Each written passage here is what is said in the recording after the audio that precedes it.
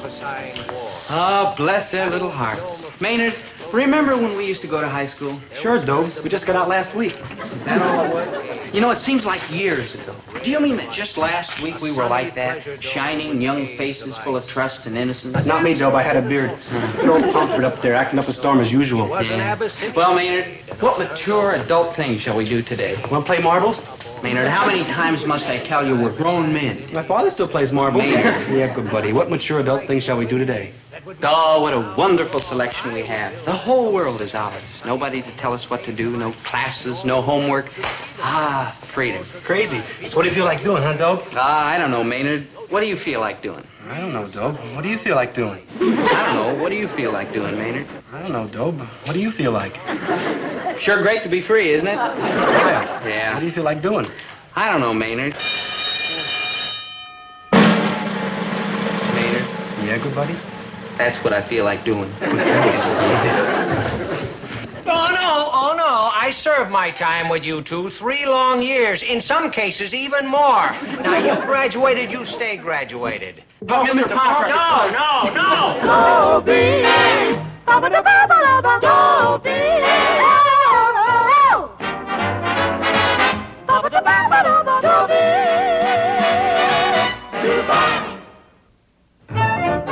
They say when a convict's released from prison, his first impulse is to rush right back in.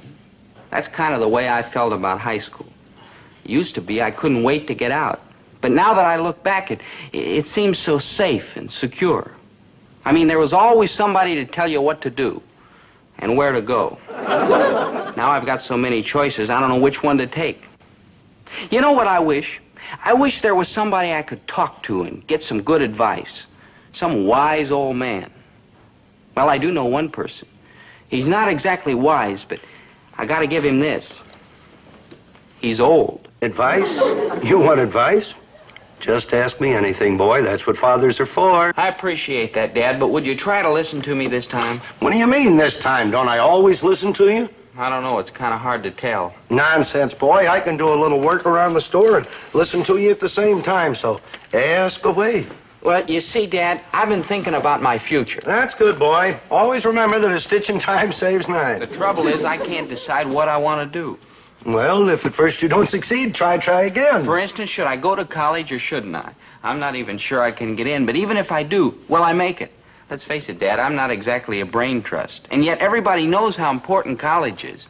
Learning, my boy, is more precious than rubies. You mean I should go to college? But it's a wise man who knows his own limitations. You mean I shouldn't go? But a little learning is a dangerous thing. Dad, listen, please. What should I do? Do like I told you, son. These lessons I have learned the hard way. Take them. They are yours. Use them. Thanks a lot. Dobie, you know what I think? I don't think I helped you at all. Good thinking. You know, son, after all, I'm not the brightest guy in the world. True. Don't agree so fast. Oh, no offense, Dad. What I mean now is somebody extra wise, super intelligent. A kind of combination of Einstein and Plato and Baruch and Shakespeare. You rang? No offense, Maynard, but if he rang, never was there such a wrong number. Gee, like, thanks, Mr. G. What are you doing, Dobe? Bugging your old dad about the future? Well, sort of. Yeah, I bugged my old dad all morning. No? What'd he tell you? It's hard to say, Dobe. He left town. Good thinking. I hope he's going someplace warm. He left in his shirt sleeves. Dobe, I don't want to pressure you, but if you really don't have any plans for your future, I got a plan here that just might interest you. Like what? Well, like this. Boy, is that dusty. It should be. I put it back there the night you were born. You know what's in here? Diapers. Gee, an ensign. Maynard. You don't see a lot of them no more. Maynard. Man, they're like rare. Maynard? Yeah. What is it, Dad? Well, son, you know the sign out front that says Herbert T. Gillis? And the night you were born, got thinking, hoping, I guess, that maybe someday you'd come in with me. And so I went out and got this painted. See, it's got the hooks on it, everything, all ready to hang up. And then it'd say Herbert T. Gillis and Son. Gee, I'm getting pretty misty, Mr. G. Dobe, we could expand. I could buy that lot next door and we'll knock out this wall here and make a real market out of it. You know, fancy grocery department, a butcher shop, specialties, a real supermarket. Dad, I want you to know I appreciate this. Oh, no pressure. Anything you say is okay with me, boy. I'm just not sure is all. I hate to disappoint you. Never mind me. After all, boy, it's your future. Well, that's just it, Dad. Sure, I've thought about being a grocer, and maybe that's the way I'll end up. Gillis and Son. Right now, I don't know. I don't know what I want. That's why I'm looking for somebody who can give me some advice. Somebody really wise and intelligent and experienced. Man, why didn't you say so? Just follow me. I know just the cat.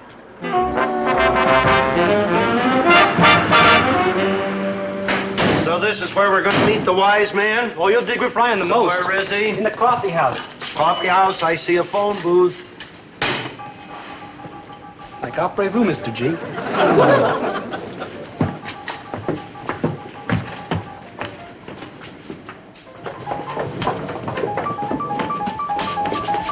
Like, hi, Rip. Maynard, it's like Book Time USA. It's Reedsville, literary city, like Aloha. When Rip's reading, he won't talk to nobody. Oh, this is our lucky day. That's like Rip, like Rip. Man, it's like this Thoreau cat says. I have never found a companion so companionable as solitude, like Split. You're reading Thoreau? Like what'd you think I was reading? Tom Swift and his electric yo-yo? No offense, Mr. Ryan. No offense, beardless youth. All right, Maynard, what's the scene? These are my friends Dobie Gillis and his father, Mr. G, and they need help. That I can tell. Now, just a minute. Just a darn minute. What's going on here? Where am I? Who is this character? I'll answer your questions, Carlisle, but sit down. Herbert T. Espresso? I don't know what it is, but the answer is no, and these boys don't want any either. Like it's coffee, Freddie. Like Herbert T. Gillis? Like, look, Charlie, you come busting into my pad here with your wash and wear shirt, and I'm digging the infinite, and like, who sent for you? Like you're right. I wasn't invited, and the least I can do is be polite. Now you're starting to get through to me. Like some espresso? Like, thanks.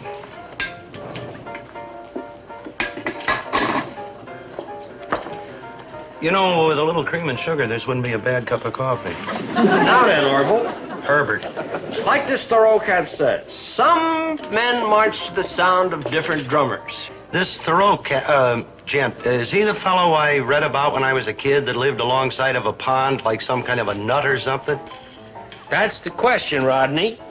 Herbert. Was Thoreau some kind of a nut, or was the rest of the world nuts? I mean, he didn't want to be chairman of the board. He didn't want to drive the longest car in town. He didn't want to be one of the 10 best-dressed men. All he wanted was some peace and quiet so he could think about the important things. Like, who are we? Where are we going? Why are we here? Now, is that some kind of a nut, Homer? Herbert T. Well, it sounds good, but if everybody lived like that, the world's work would never get done. So? So? So I suppose it sounds nice to you kids to sit down someplace and just think beautiful thoughts and never have to grub for filthy lucre. Crazy. Well, what's wrong with it? Well, without filthy lucre, Dobie, there are no sports jackets, no outboard motors, and without those things, there are no dates with girls, and no filthy lucre, no bongos, no phonographs, no hi-fi, lo-fi, or no-fi records. Goodbye, Mr. Ryan. So long. Thanks for the use of the hall and the espresso. So long, Philip. Don't say I didn't try to help. It's Herbert T. And incidentally, I appreciate your advice. I appreciate it, but I don't buy it. Oh, I suppose it'd be nice to just sit by the side of the road and watch the rat race, but you gotta be built for that sort of thing. If you are, more power to you. Me, I'm not, and neither of the boys, although sometimes they may think so. So long, Socrates. It's Riff. Well, any more wise men you want to consult? Well, I got one for you. Come on. No, it's not fair. It just isn't fair. Now you listen to me, Pomfret. After all, I am a citizen and a taxpayer. And what am I, a Russian spy? Now listen, you owe a duty to these boys. I did my duty above and beyond. I stuck with them for 3 years, 3 long years. Oh, come on, Pomfret. Just for old lang syne, give the kids some advice. After all, you used to be pretty good buddies, you know. That's always been my trouble. I can't say no. All right, boys. What's your problem?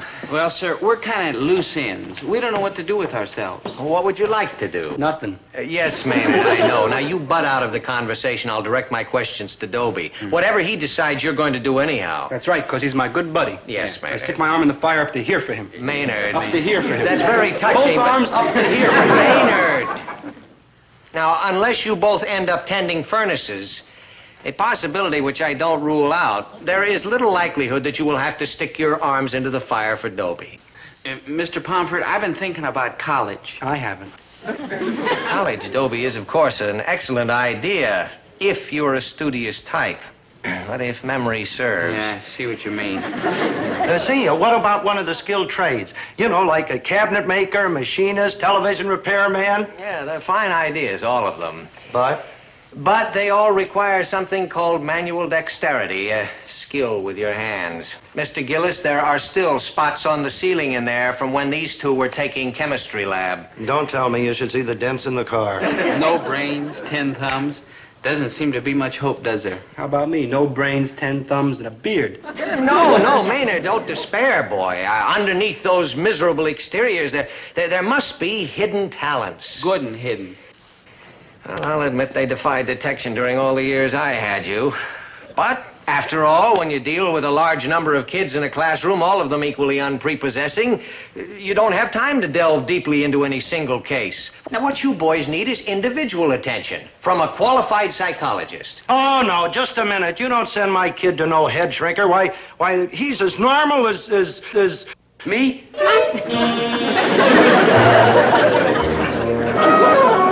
No, Mr. Gillis, I'm not suggesting sending Dobie to a psychiatrist. What I'm suggesting is a psychometrician. Man, them are the worst kind. Maynard, a psychometrician is simply a man who measures your mental capabilities, gives you a series of psychological tests which will scientifically determine your skills and aptitudes. Science, huh? With all those scientific gadgets and gizmos and stuff like that there? I believe they do have gizmos. You do that, boys. After all, these scientists today, you know, with their sonar and zoom-R and all those electronic razzmatazz things. Will it, like, hurt? Oh, of course it won't hurt, Maynard. You just go down to the Psychological Guidance Center and take the tests. It costs $25. It'll hurt.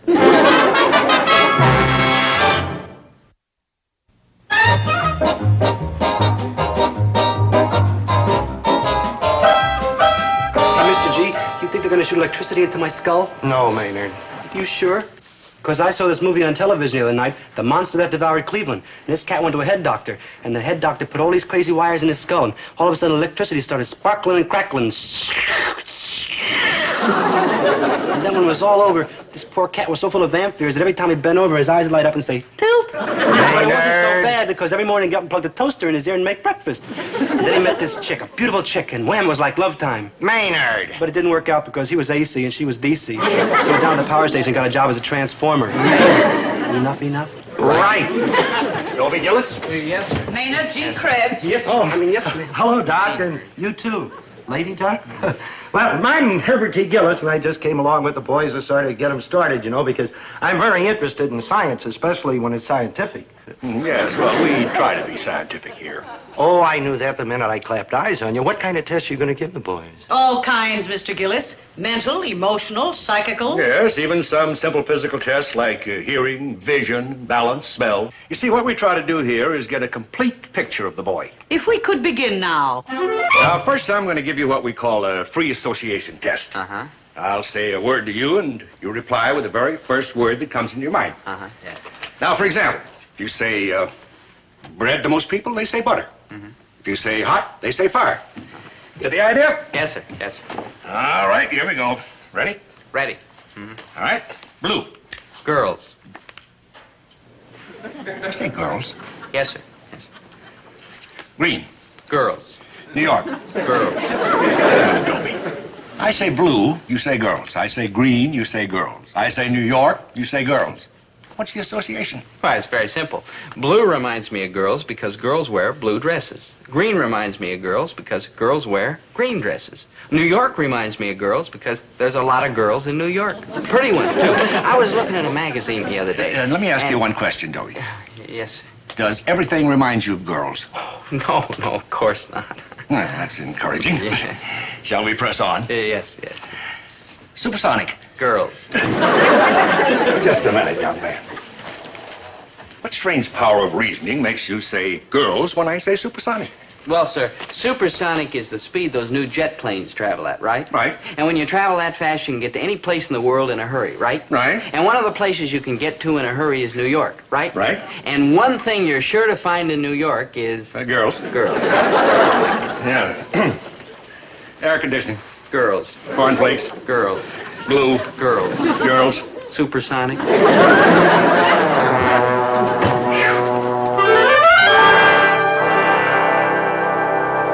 Oh, you promised, Doc. You promised. No electricity in the head. Now, Maynard, it's only a sound box, and all it does is make noises. Like a phonograph? That's right, just like a phonograph. Crazy. Now, what I'm going to do now is play a series of sounds, and I will slowly increase the frequency until you can't hear the sounds anymore. Now, you tell me when you can no longer hear. Why? Now, a little higher. A little higher. Do you still hear it? Oh, sure, man. What a beat. All right, Maynard, we're going all the way. Oh, wow. Now, Maynard, don't tell me you can still hear it. Are you kidding? Sure I can hear it. Maynard, that sound is so high that only dogs can hear it. Ask some questions to test how mature you are emotionally. Who do you like and why do you like them? What are the values by which you judge your friends and loved ones? Are they childish values or are they mature values? This test will help us to find out. Yes. Now, if you had your choice, whose son would you rather be? Abraham Lincoln's, General Charles de Gaulle's, Gary Cooper's, or your own father's? Well, sir, Abraham Lincoln was a great man and a fine president, and it would sure be wonderful to live in the White House and meet all those important people. And General de Gaulle. Well, General de Gaulle's also a great man and a fine president, and I guess it'd be a big honor to be his son and live in Paris. Gary like Cooper? that, yeah. Well, Gary Cooper's a wonderful actor, and I'm sure he's a nice guy, too, and of course it'd be great to be out in Hollywood with all those stars and swimming pools and like that. But I guess I'd have to choose my plain old father. Well, your sentiment does you credit, Dobie. Now, tell me exactly why you'd be willing to pass up all that glory and glamour to stick with your own father. Lincoln, de Gaulle, Gary Cooper, they're all so tall I'd never be able to borrow their clothes.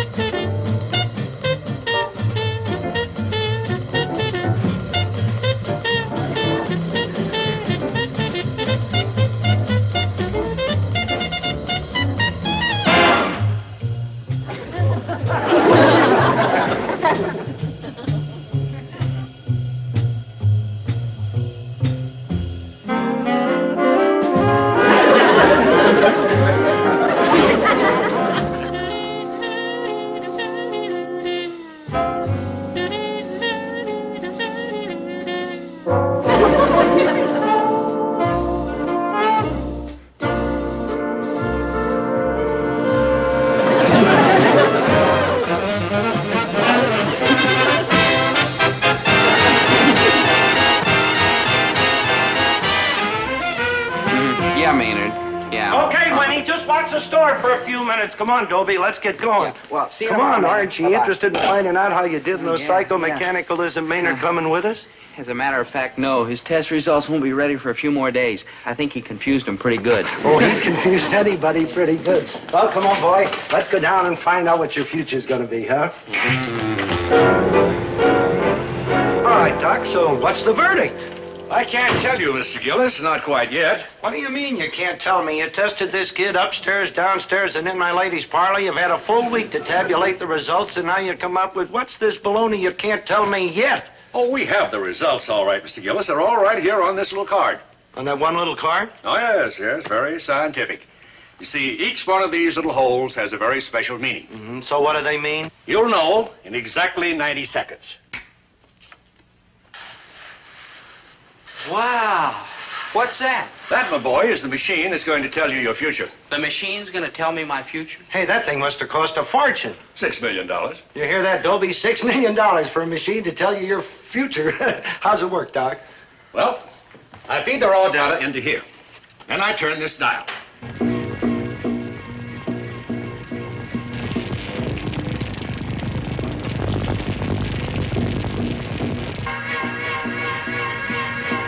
The machine digests the data, computes the result, and exactly 90 seconds later, it comes out here. Oh, isn't this a marvelous modern age we're living in? Dad. Come on, Doc, shove in the boy's card. Let's find out what he's going to be. All right. No. What's the matter? You crazy or something? No machine's gonna tell me my future. Well, Dobe, you hurt, man. It cost $6 million. I don't care if it costs 60 million, 600 million. No machine's gonna tell me what to do. My dear boy, all the latest scientific advancement has gone into the electronic computer. It's a machine with no human weaknesses. Never makes mistakes, never gets tired. It's infallible. It's still a machine, and I'm a fella. If anybody tells me what to do, it's gonna be another fella, not a machine. I don't understand you, Dobie. No, I'm not sure I understand myself. But this much I know. What I'm after is life, liberty, and the pursuit of happiness. And I don't care how smart a machine is, it'll never understand things like that.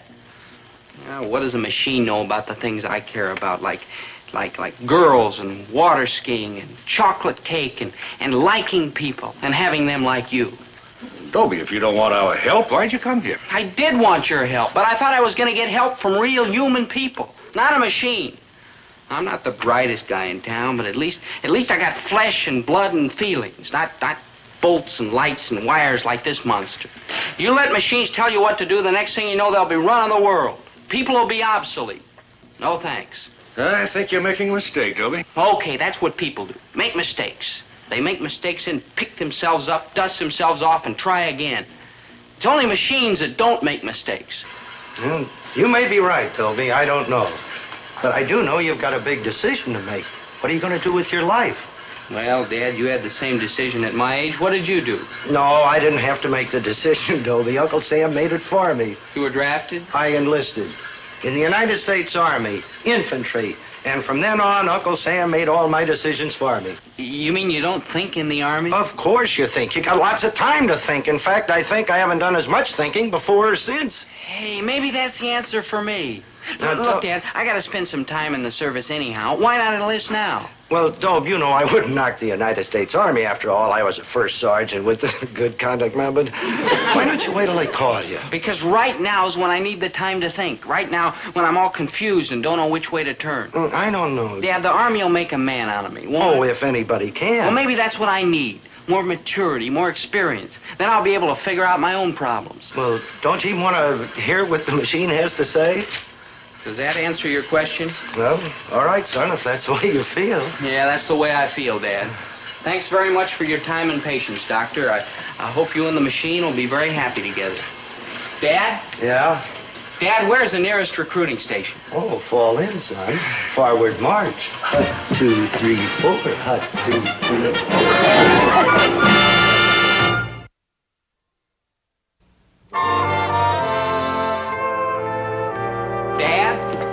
Dad, here it is. My enlistment. I'm in the Army now. Congratulations, boy. Thanks, When are they Dad. going to call you up? I don't know. A few weeks, I guess. Well, we're going to miss you around here, your mother and me, but at the same time, I'm real happy for you, because the Army is a great outfit. You're going to go places and see things, do new things, learn new things, make new friends. That's right, Dad. You know, Dobe, the friends you make in the Army can be the difference between a happy hitch and a miserable hitch. So pick and choose carefully. You know, don't glom on to any washouts and goof-ups, foul-offs, barracks clowns. You rang? Hi, Maynard. What you got there? Oh, no. My enlistment. Oh, no. Oh, yeah. You're going in the Army with Dobie? Sure, Mr. G. What would he do without me? No, you're not. No, you're not. Oh, I see. Whose side are you on, anyway?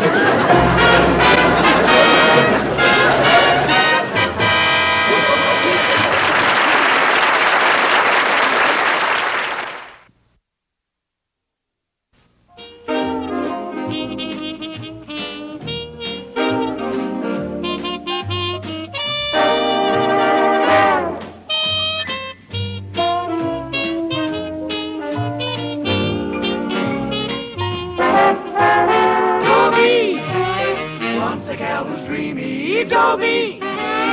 Wants a gal who's creamy Dobie. Wants a gal to call his own. Is she blonde? Is she tall? Is she dark? Is she small? Is she any kind of dreamboat at all? No matter, he's hers and hers alone. 'Cause Dobie has to have a girl to call his own.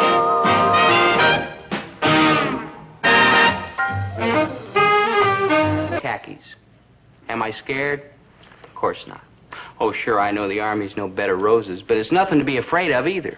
I mean, it's a thoughtful, reasonable organization run by thoughtful, reasonable human beings. Now, the next one of you yardbirds, which I find him out of line, is going to be walking sentry duty until he wears his feet down to the knuckles. You call that a line? The last line I saw that crooked was on the hind leg of a dog. Now, dress it up. Quiet, quiet, while I check this here roster. Hey, good buddy, I got like an idea. What is it? We develop a sudden attack of flat feet. Maynard. We take off our shirts and we got no backbones. Only yellow streak. Maynard, quiet. Man, I'm Sergeant Floyd W. Ronk, and no wisecracks. And I'm here to see that you mutton-headed recruits get to camp the way you're supposed to.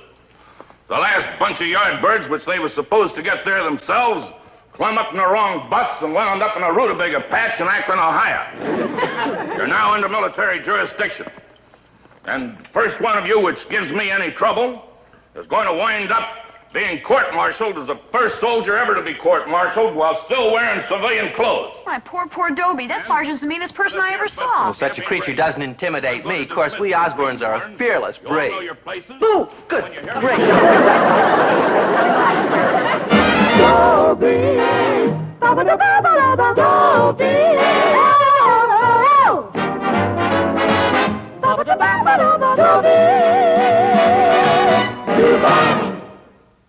Now, this here busted camp don't leave for a while yet, so I'm going to dismiss you greenhorns. You all know your places, and when you hear me blow this whistle,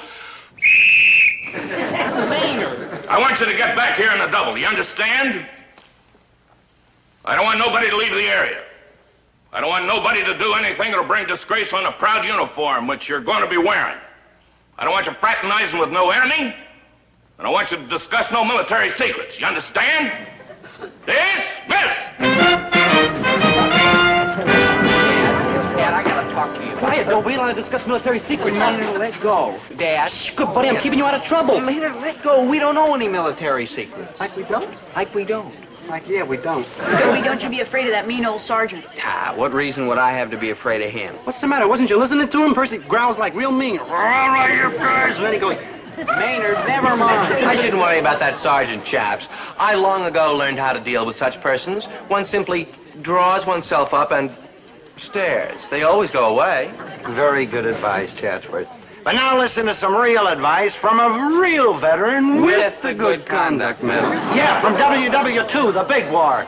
Now, when you guys get into uniform, remember, keep your nose clean and your feet dry. feet clean, dry. Oh, Dobie, I gotta get home. Maynard, what's the matter with you? I just remembered I forgot to turn off the water in the bathtub. Maynard, forget it. I already did. You know, I mean, your folks will turn it off. Oh, no, they went out of town celebrating. Out of town celebrating? Mr. G, if I was your son and I was going in the Army, what would you do? Get out of town and celebrate, no offense.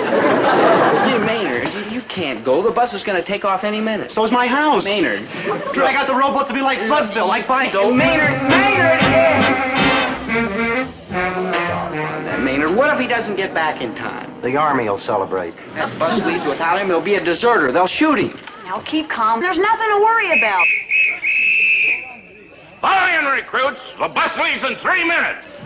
There's something to worry about. I gotta get Maynard. Dobie, you can't. You have to go to the There's no sense both of you going to the guardhouse. But, Dad... And besides, with your luck, you'll probably wind up in the same cell with them. Hey, you soldier.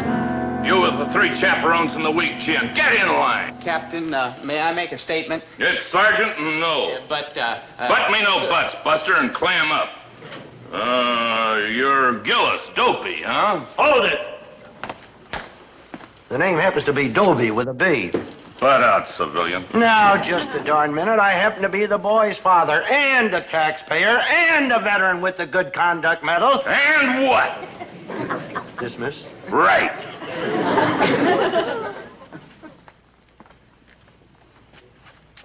Krebs, Maynard. Krebs, Maynard. Krebs, Maynard. Krebs, Maynard. Failure to report. Absent without leave. Desertion. Brother, am I glad I'm not in his shoes. Sir, did you say Krebs Maynard? Yeah, where is that good-for-nothing deserter? Oh, he's here, sir. He's here. Well, then why doesn't he answer? Oh, well, he didn't recognize the name. You see, sir, he only answers to Maynard G. Krebs. All right, all right. Where's this Maynard G. Krebs? Oh, coming. Here he is, sir. Here he is. What are you thinking of? There, Maynard, my little man. He's just never been away from home before. Now, see. Relax, Maynard. Are you Krebs, Maynard G.? I certainly am. Maynard G. Krebs, sir, I'm very anxious to be a member of this fine organization, sir. Libel, slander. Save the tears for the chaplain. On the bus. Everybody on the bus. Come on, move it up. All the way in the back. All the way in the back. Come on, move it up, move it up, move it up. Don't worry, folks. We'll take good care of your boys. And the next time you see them, they'll be trim, efficient, proud, in short, soldiers. It's possible.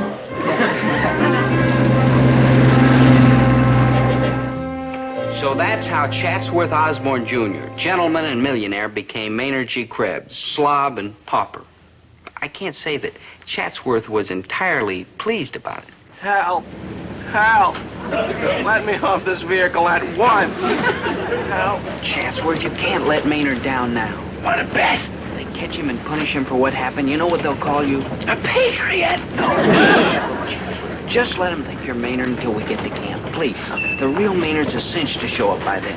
Please. Oh, Dobie, do I have no objection to helping an unfortunate wreck like Maynard? I mean, after all, we aristocrats owe a certain obligation to our underlings.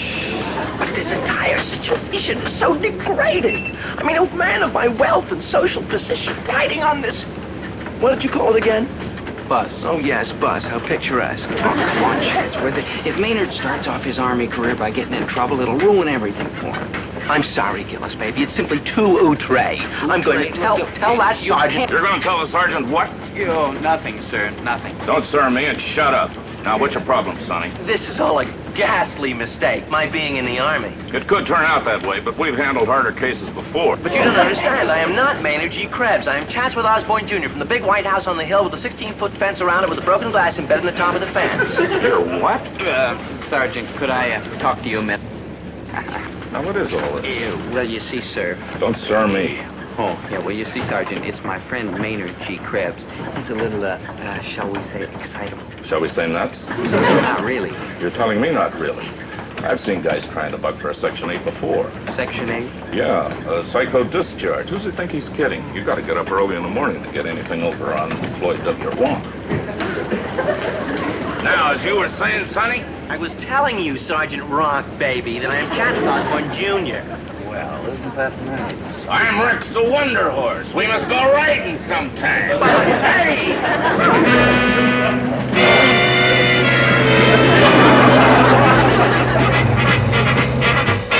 You gotta be kidding. Okay, Maynard, so we're kidding. The bus did not leave with Dobie and with that Chatsworth kid pretending he was you so you wouldn't get court-martialed. See, I knew you were just kidding. Maynard, now you listen to me. Dobie and Chatsworth are going to be in big trouble if you don't head straight for that induction center. Right, I'll drive you up in the truck. We can be there by morning. But if I go up there, they'll shoot me. Maynard. Ooh, they put a blindfold over my eyes and a firing squad lines up and it's ready, aim. Rest in peace, Maynard G. Krebs. Are you going or ain't you? Mr. G, Yeah. 'tis a far, far better thing I do than I've ever done. Huh? Dickens, from Dickens, David Copperhead. I read it in school. It's all about this cat who gives up his life for his good buddy. Maynard, you mean you're going? Yeah, I only have one request. What's that? When it's all over, please donate my brain to science. Maynard, you're all heart. That part goes to science, too.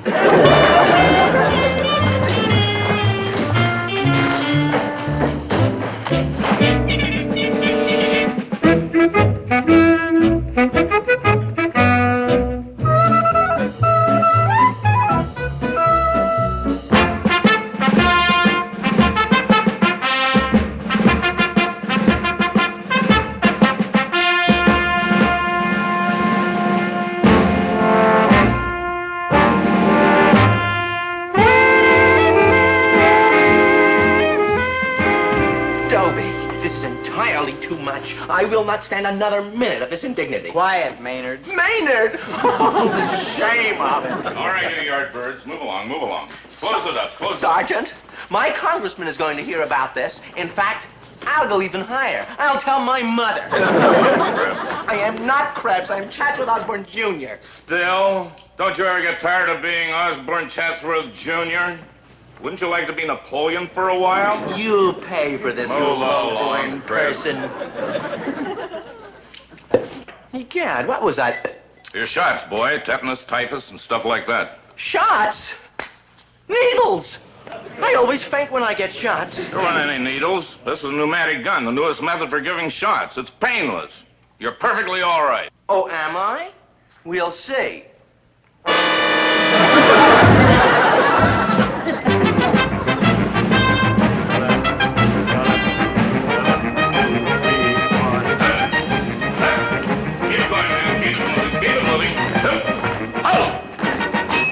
You're beginning to look like soldiers, but not much. Sergeant, oh, Sergeant. Whatever it is, Krebs, no. Oh, mice and rats. At ease, men.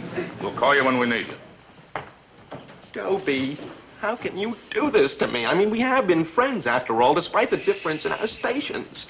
Have you never heard of playing the games? Sorry, Chatsworth, honest I am, but think what they do to Maynard if they find out. Well, think what they did to me. Poked and prodded and undressed and inoculated me. And the crowding insult of all these clothes. Gillis, baby, just look at me. If my tailor saw me now, he'd swallow a mouthful of pins. Chatsworth, be a good guy. Just stick with it a little while longer. Maynard's bound to get here soon. Not another minute. Gillis, Dobie, you're next. Sir, that's... never mind. Now, see, At Sergeant. ease, Krebs. The tests are about to begin. Tests? I shall not take any tests. I absolutely refuse. Okay, Krebs. You mean I don't have to take any? Not if you don't want to. I certainly do not. Good. Because I need a volunteer to clean out the garbage cans at the mess hall. Garbage cans? Yes? You leave me little choice. And 3 years of high school, Private Gillis. Yes, sir. 3 years. Did you win any particular distinction in high school? Yes, sir. One. What was that? I graduated. I see. Tell me, Gillis, what was your principal objective in high school? To graduate. I see. And what was your principal activity in high school? Trying to graduate, sir. Don't call me sir. Yes, sir. One last and obviously futile question, Gillis. Do you have a working knowledge of any foreign languages? Sir, I have enough trouble working in English. Thank you, Private Gillis. Yes, sir. Anything else, sir? I hope not. Krebs, Maynard G. You're next, Krebs, or Osborne, or George Washington, or whoever you think you are now. Very humorous, I'm sure. Come on. Sit there. Watch this one. He's trying for a Section 8. Gotcha. Now then, Private Krebs. I am neither a private nor a Krebs. Look, Wister, you look like a moderately intelligent man. Will you get me out of these ghastly surroundings? Sure, boy, sure. Let me ask you a few questions first. For instance? For instance, do you have a working knowledge of any foreign language? Working knowledge? Oh, my dear chap, I can pass for a native in all the capitals of Europe and the Orient. I see. Do you speak French? Mais naturellement, mais oui, rigolo. J'ai passé toutes mes vacances depuis mon enfance sur la Côte d'Azur. You do speak French? Of course, doesn't everyone? Well, how about Italian? Ah, Italia! Quante notte che non passeggio surreato all'ascolto alla musica della gondoliere al chiaro de luna. Well, how about German? Die grünen Ufer des Rheins, die Oldenburgen, der Schwarzwald, die Trinklieder von Alt-Heidelberg. Trink, trink,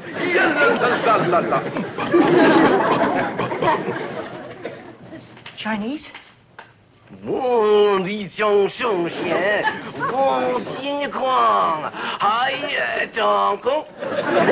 that's an obscure Mandarin dialect. Mr. Krebs, please. Oh, please stay with the Army, sir. America needs you.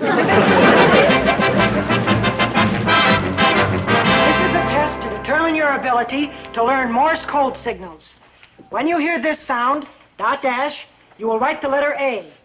When you hear this sound, dash dot, you will write the letter N.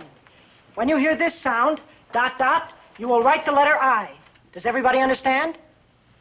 Now, write down the letters on the test papers as you hear them.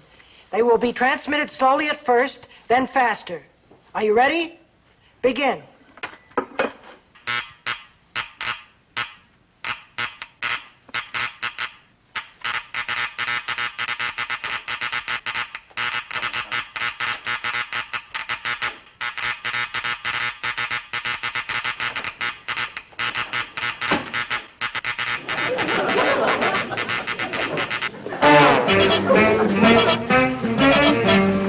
Babs, where did you learn to do Morse code like that? From great-granddad, of course. Great-granddad who? Great-granddad Morse, you silly.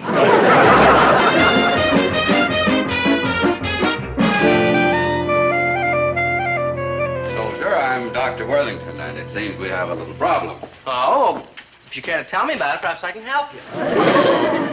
No, you have the problem. Wait!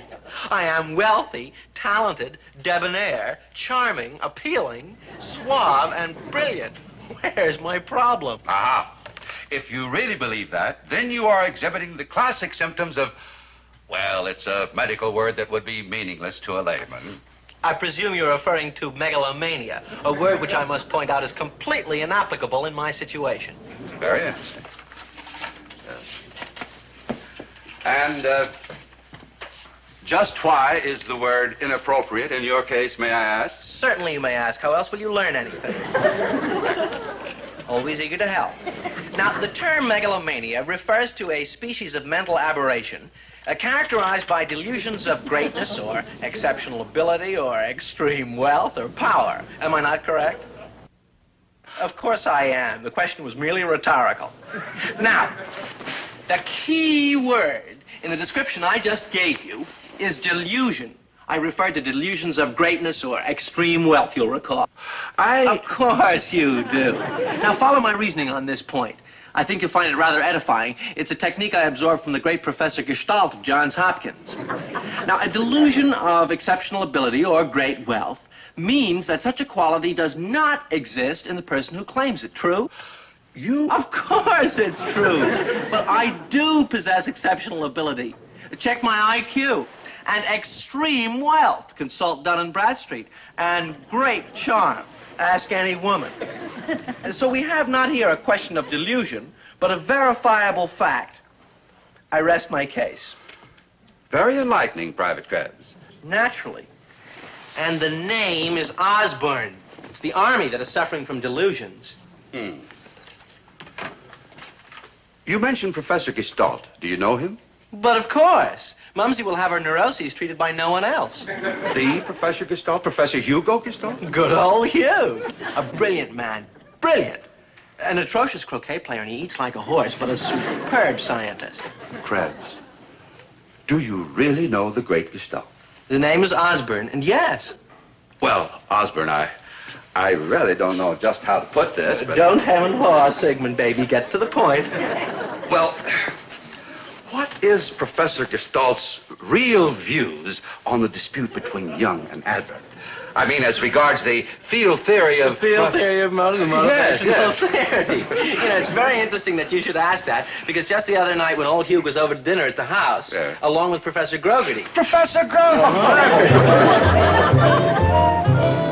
Now remember, Maynard, when you sneak into that camp, you gotta make out like you've been there all the time. Don't worry, Mr. G. I'll remember. And remember to say you came up on the bus with the other recruits. I'll remember. And don't get excited in anything they say to you. You've missed a lot, and you're gonna have to fake it. I'll remember. Good. Now let's go over the strategy again, Maynard. Repeat to me what you're going to do when you get to camp. Forgot? Good thinking.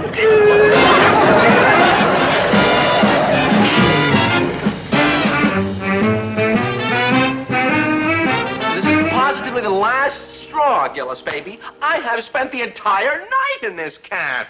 And that oaf Maynard has failed to show up. Well, I am going to disappear. Poof. and let the chips fall where they may, preferably on Krebs. No, I won't try to stop you, Chatsworth. I guess the whole scheme was just too ridiculous and impossible and hopeless. You rang?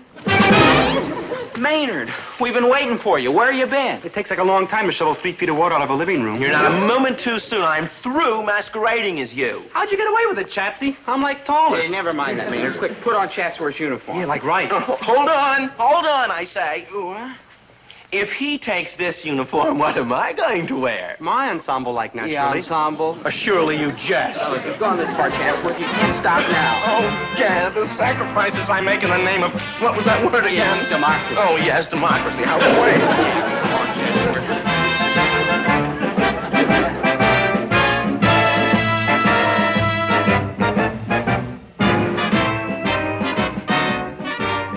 Maynard, Chatsworth, aren't you ready yet? Chatsworth's like Bashford. Oh, how humiliating.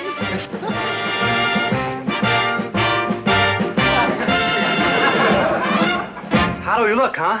I'd tell you, but I'm afraid to use such language on government property. If anyone ever hears of this, I shall never be admitted to Yale. Chatsy has the screwiest looking outfit I ever saw. You look like this all the time. Do I, good buddy? You do, Maynard. No offense. No offense. So one of my folks went out of town to celebrate. Private Gillis. Chatsworth, you gotta get out of here fast. Dear me, I shall never see Osborne Manor again. Quick, here he comes. Farewell, oh happy warriors. Farewell, go. Good morning, Sergeant. Like, good morning, sir. Don't salute me and don't call me sir, soldier. Like anything you say, sir. Oh, comic, huh? What's your name, Yardbird? Krebs, Your Honor. Krebs. Yes, sir, your sergeantship. Maynard G. What sort of a game are you playing here, soldier? You can't be Maynard G. Krebs. That's what my father kept telling the hospital, but they had proof. Gillis, what goes on here? Oh, well, you see, Sergeant, since last night, Maynard grew a beard. Impossible. No, it isn't. Lots of fellas grow beards. Quiet. It's impossible. A beard couldn't make that much difference. Oh, yes, it could, Sergeant. It changes his entire personality. Makes me like a different person altogether. Ah, come off of it, both of you. You can't be Krebs. Sergeant. Your Honor, your worship, would a fellow say he was Maynard G. Krebs if he wasn't Maynard G. Krebs? Not if he was on his right mind, he wouldn't. Rest my case. Yeah. Gillis, please. Say that I ain't seeing things. Say that this creep ain't Maynard G. Krebs. Say anything. Anything? Maynard. Sergeant, I wouldn't fool you. I've known Maynard all my life, and that's him, all right. Want to see my birthmark? It's like a bad dream. How about my fingerprints? It's spooky. I can show you my tonsils at home in a glass jar. Sergeant, I'm telling you the truth. On my honor as a citizen of the free world and a soldier in the U.S. Army, that is Maynard G. Krebs. Pleased to meet you, your officership. All right, men, line up. I've got some announcements.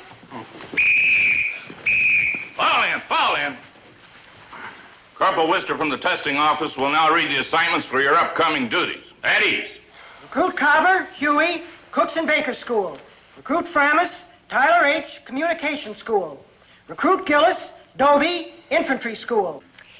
Men, I'm proud to announce that I have recommended that one of you be sent directly to OCS after he has finished basic training. This soldier received the highest scores ever recorded in this camp on the General Intelligence Test, the Code Adaptability Test, and the Language Aptitude Examination. This superior fellow is recruit Maynard G. Krebs. Hey, that's like me. Like, thank you, your corporalship. No, soldier. I said Krebs. I'm like Krebs. No. Maynard Krebs. I'm like Maynard Krebs. Maynard G. Krebs. I'm like Maynard G. Krebs. No. I mean, you can't be Krebs. I mean, he's not Krebs. I mean, it's impossible for you to be Krebs. It ain't no use to fight it. No, he can't be Krebs. Corporal, it's the beard. You he's see, Krebs. it changes it. Yeah. You want to see my birthmark? This is worse than a bad dream. I mean, it's spooky. I can show you my tonsils at home in a glass jar. I've known this boy all my life. He's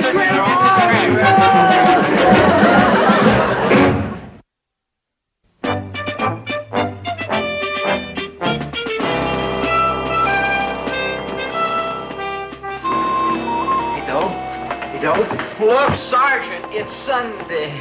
Oh, hi, Maynard. Like, hi. I just decided I ain't going to that COD. Maynard, that's OCS. Yeah, whatever it is, I ain't going there.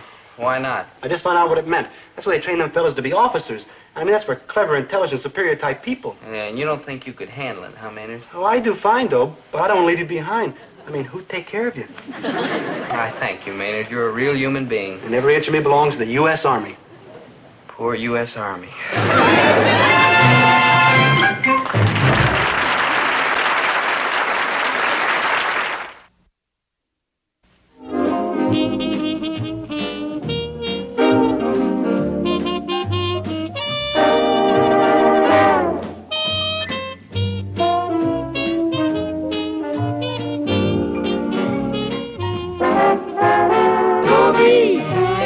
Once a gal who's dreamy, Dobie.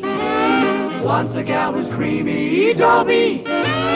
Wants a gal to call his own. Is she blonde? Is she tall? Is she dark? Is she small? Is she any kind of dreamer at all? No matter, he's hers and hers alone.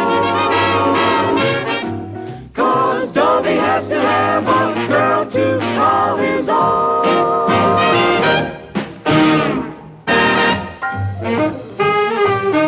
Hi, TJ. Oh, hi, your friend Gillis. Well, you looking right poorly.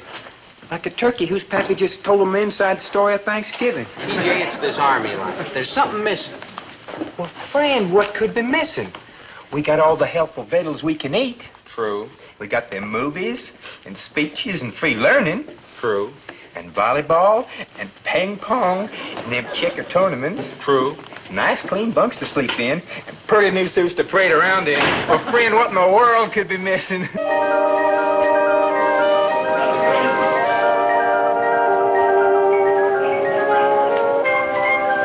Does that answer your question?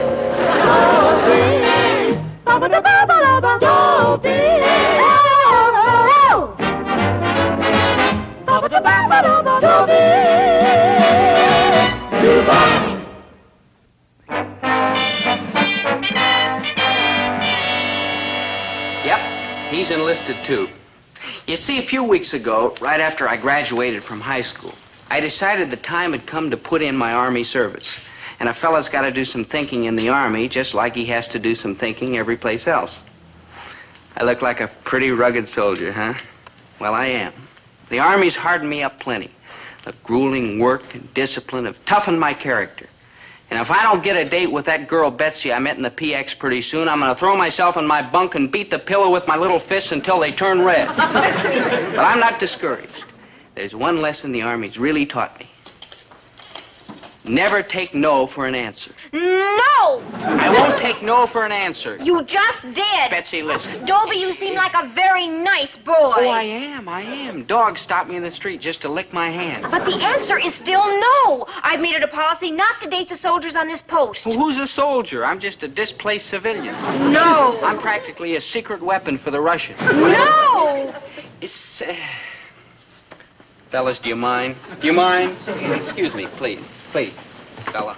Thank you. Look, Betsy, Saturday night I get my first date since I've been in the Army. And unless you go out with me, I'll fade away into a mere shadow of a human being. My uniform will run around saluting and drilling with nothing inside of it. You know you are cute. You are the moon and the stars. All right, I'll make a deal. I will go out with you Saturday night on one condition. Anything, my angel. Shall I climb the highest mountain, swim the deepest ocean, cross the hottest desert? No, get a date from my roommate, Susie. Ah, but of course, my sweet. There's 100 fellas in my outfit who would happily fling themselves at her feet. Not Susie. They'll whine her, dine her, What's the matter with her? Well, let me put it this way. She's kind, she's sweet, she's intelligent, she's sensitive, she's... The creature from the Black Lagoon? What's a picture of? Uh-huh. Yeah. Well, we have till Saturday. Couldn't we rush her to a plastic surgeon? Oh, come on now, Betsy. Let's forget about her. No, a date for Susie or no date for you, Buster. Just face up to it. Well, I'm trying, but this is a pretty rough face to face up to. Well, let's drop the whole thing. Hey, no, Betsy, please. This isn't fair. Fella who'd go out with her would have to be a candidate for the funny farm. You right? Hi, Maynard, old pal, old friend, old buddy. Good to see you. Like, thanks, Dobe. It's heartwarming to my warm heart to know that I'm wanted. Oh, you're wanted all right, Maynard. Boy, are you wanted. Yeah, my folks didn't want me. Maynard, that's not true. They wanted a baby. Maynard. For 12 years, my father kept suing the hospital. Maynard. They wouldn't take me back. Maynard, please. He even offered to trade him even for the incubator. Maynard, enough! Well, what do you think, Betsy? A girl with Susie's looks and track record is in no position to be choosy. Great. Maynard, you're not busy Saturday night, are you? Like, yeah, so what have you got in your mind? Like, forget it. Maynard, this is Betsy. And on Saturday night, we like you to go out with her roommate, Susie. Is she a girl? That's open to debate. Now listen, Does she look like you? Well... Yeah, they're practically twins. Then like thanks, but like no thanks, I'm bowing out. Maynard! I mean, chicks are troublesville. They take all the good seats in the bus, they will let me kiss them goodnight, and they giggle about me in the girls' powder room. Girls do that to you? Only the good-looking ones. The other ones like me fine. Oh? Maynard, this is Betsy's roommate. Man, spooky. Man, they don't make like chicks like this anymore, do they? Boy, nobody ever tried to steal her away from me, and she and I... You sure this ain't trick photography? No, believe me, that's the real Susie, every excessive inch of her. Wow. Then you'll take her out? Yeah, for you and this miserable-looking doll, I'll do it. Maynard, you're all heart. And she's all chin. Yeah. Well, Betsy, have we got a date? We've got a date. Oh, boy, at last. You sure this Susie will want to go out with me? No offense, Maynard, but all she'll want to know is, are you alive? What are you going to tell her? Who said life in the Army's cold and lonely? Who said it was solitary and desolate? Men without women. Me. But that was BLB, before lovely Betsy. And that turned me into a VHS, very happy soldier. We always use initials in the Army. And now that I've established this VIP beachhead, nothing's gonna stop me from keeping that date with Betsy. Nothing. I've just been stopped. Like says over there on the bulletin board? Yeah. Trainees are eligible for overnight passes only if they pass the military fitness test. Wow. Yeah, like, wow. That sounds like real fascinating. What's it mean? It means that in exchange for free room and board and clothing, the Army expects us to learn how to be soldiers. Yeah, I knew there was a catch in there someplace. Hey, let's see how we're doing on the test so far. Hey, Dobie, you're in third place. Like, congratulations, good buddy. Never mind me. Let's find you. Do we have to? Maynard, you're 104th. How do you explain this? Like, easy. 104 fellas is all we got. Maynard, if you don't get through these tests, you don't get a pass. And if you don't get a pass, I don't get a date. Hey, Dope, I got an idea. What? A smashing idea. What? That's dessert. Take it easy, Dope. Maynard G. Krebs will pull us through. There's only 2 tests left. Personal inspection and marksmanship. And when it comes to personal inspection, well, I have to take my chances on marksmanship. Maynard, when we go out in that rifle range today, you've got to shoot like you never shot before. I always shoot like I never shot before. Maybe that's why I never hit nothing. From now on, things are going to be different. You mean when I shoot, you're going to be like right behind me? Right. And keep score for me? Right. And give me a lot of bullseyes? Maynard, we are not going to falsify. We're going to, shall we say, adjust? Shall we say cheat? Yeah, you're right, Maynard. It means cheat. Let's forget it. Yeah, we're not the kind of fellas that like cheat. I know. It's shabby and deceitful. Low and sneaky. Sordid and disgusting. And mean and rotten. Disgraceful and contemptible. Yeah. Hey, Dobe. Yeah, Maynard? When do we start? Right away. Just this once. Never again. No. Because we did it one more time, we'd be like stinkers. We did it one more time, we'd be like caught. True, yeah.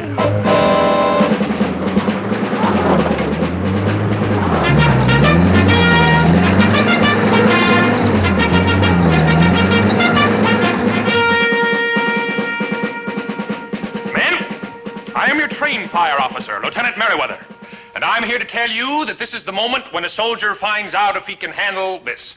May I have it, soldier? You can keep it, Lieutenant. I know there's lots more. Be quiet, Private Krebs. Men, this is the best friend you've got in the world, your M1 rifle. The backbone of this man's army is the GI in the front lines, aiming his rifle at the enemy. Remember Valley Forge, remember Gettysburg, remember San Juan Hill. Private Krebs, what are you doing? Remembering. All right, men in the first detail of the firing line, second detail, scoring stands. Up!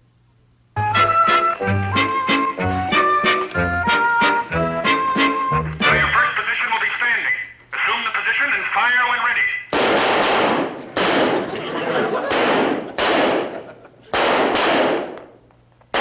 Your next position is kneeling. Fire when ready.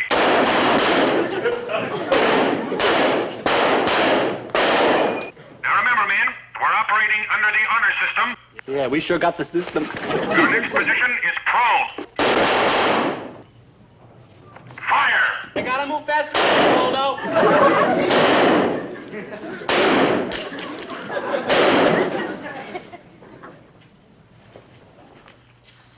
Oh, all bullseyes for Krebs, eh? Yes, sir. Very good. Like naturally. Watch, Lieutenant, the hard way. This marksmanship test is not to be taken lightly. Every shot counts. Right, sure, Lieutenant. Your life and the life of the man next to you may depend on your accuracy with a rifle. Valley Forge, Gettysburg, San Juan Hill. All these battles were won because soldiers did not shirk their duty, because each had learned to fire his rifle. Yes, sir. And someday the lives of many fine men may depend on what you do here today. Right, sir. Your country's counting on your honesty, loyalty, and devotion to duty. Right, sir. Your next position is sitting. Another bullseye, huh, Dobe? Now, your country is counting on your honesty, your loyalty, and your devotion to duty. Valley Forge, Gettysburg, San Juan Hill. All these battles were won because soldiers did not shirk their duty, because each had learned to fire his rifle. Someday the lives of many fine men may depend on what you do here today. Hey, Dobe, I'm talking to you. Another bullseye, huh? No, Maynard, you missed the target completely. Oh, boy, all bullseyes, huh? All clean misses, soldier. Oh, Dobe, you're joshing. Yeah, that's what you're doing, joshing. A good soldier does not josh about such matters. Good buddy, this is me you're talking to, Maynard G. Krebs. Private Maynard G. Krebs, soldier in the United States Army. And I will grade your atrocious marksmanship as it deserves to be graded. What about Betsy? What about Valley Forge? What about Saturday What night? about Gettysburg? What about... And don't forget San Juan Hill, you gold brick. You gonna wake her something? It's for your own good, you great fool. Oh, Dobe, you ain't well. You know what you're doing? Only my duty, soldier. Only my duty. All right, you name it, and that's what I am. A rat, a cad, a heel, a good-for-nothing, a... Backslider, an Indian giver, a sneaky sneak. Betsy, calm down, please. I'll get your roommate another job. No. I'll find a fellow with bad eyesight. No. I'll steal his glasses. No, Susie will only settle for Maynard. She says he sounds cute. Betsy, if there's one thing Maynard isn't, it's cute. In fact, he's weird. Some loyalty. I thought he was your best friend. He is. I just happen to dig weirdity. Now, look, Betsy, let's forget about Susie. No Maynard, no date. Listen, Betsy. No soap and goodbye, traitor. Hello, traitor. Maynard. Double-crosser. Maynard. Arnold Benedict. Maynard, that's Benedict Arnold. You made your point. Betrayer. Maynard, please. Wilton Wormsby. Wilton Wormsby? He rowed the boat for Arnold Benedict. I read all about him in a book called The History of Low-Down Rat Fink Traders. Believe me, Maynard, I can understand why you're mad. You only, ruined my life, that's all. You robbed me of the only chick I can go wig for. You never even met her. Like farewell, Susie. Like adieu, my dearly beloved spook. Fellas, do you mind? Please, do you mind? But please find it in your heart to forgive me, Maynard. I did what I did for the noblest of all human motives, patriotism, love of my country. You heard what the lieutenant said. The backbone of this man's army is the GI pointing his rifle at the enemy. Remember Valley Forge? Remember Gettysburg? Remember San Juan Hill? I wouldn't mind visiting them places, but I wouldn't want to live there. Those battles were won by American boys who knew how to shoot straight. That's why I had to do what I did on the rifle range. You mean on account of this patriotism jazz you're dumping Betsy? I could not love her half so much, loved I not honor more. You're like a real human being, Dobe. But we're not licked yet, soldier. Yeah, we're not licked yet, soldier. We're not? We're not. We can still keep the date if you pass that Saturday morning inspection. Your Dobe. bunk will be spick and span. Dobe. Neat and trim and tidy. Dobe. Bright as a penny, clean as a whistle. Dobe. What is it, Maynard? This is Maynard G. Krebs. Have you ever seen my bunk?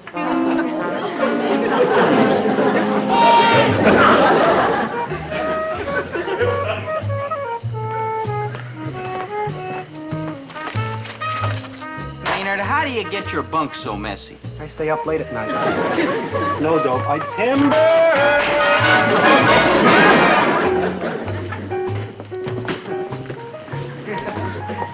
Oh, no, Dope, not my footlocker. You don't open my...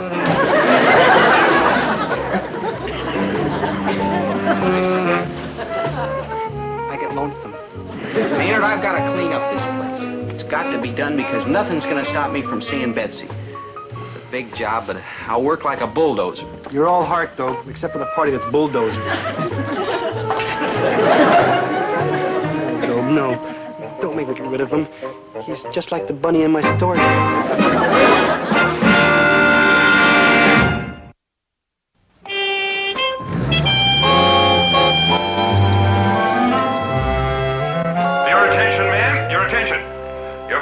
inspection will be at 0900. And make sure your clothes, bunk, and locker are in the proper order. That is all. That's right, you, friend. Please, Private Sprouse. How do, friend? Never mind that. You're in the Army now, soldier. Use the proper form of address. Oh, friend lieutenant. I went and found Private Gillis just like you told me. Oh, a good. Send the fine lad in.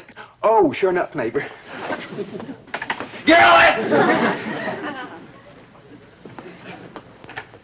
Private Gillis reporting as ordered, sir. At ease, Private. Gillis, I've had my eye on you. You're a soldier.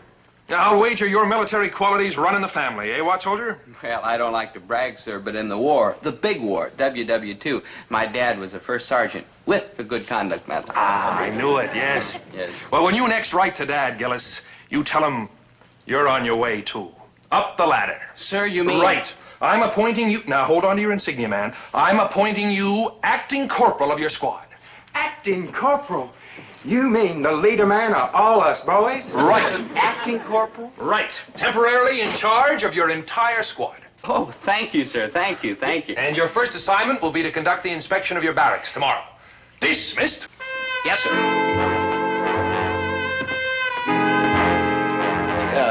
Sir, you mean you want me to inspect the fellows in my own barracks, flunk whoever I want, pass whoever I want? Right.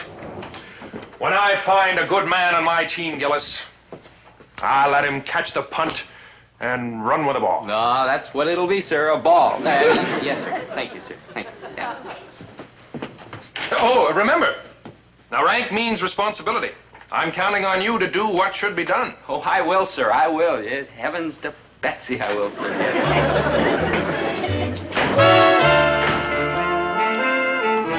How do I look, Dobe? Like pretty military, huh? Maynard, one look at you and the enemy would surrender. You really think so? No. Me neither. Don't worry, Maynard. Everything's under control. What? Maynard, I'm making the inspection. Understand what that means? Yeah, it means you're going to cheat and Maynard. falsify. That's a just. Yeah, adjust to the score on the inspection so I pass. Right. Like right. Like wow. Like, wait. Wait. You sure you're not going to come all unglued again, Dobe? Maynard. I mean, on the rifle range, you came all unglued. I mean, all about San Juan Hill and Gettysburg and all like that. That was entirely different, Maynard. Learning to fire a rifle is a matter of life and death. This is just a barracks inspection. Yeah. Raise your hand and promise. Maynard, we're not going to lose a war because you can't make your bed or your footlocker sloppy. Yeah, good thinking, Dobe. Great thinking. Thank you, Maynard. Good, great sloppy thinking. Mm-hmm. Line up by your bunks. Acting corporals, begin the inspection. This is it, Maynard. That's what it is, it. Yeah.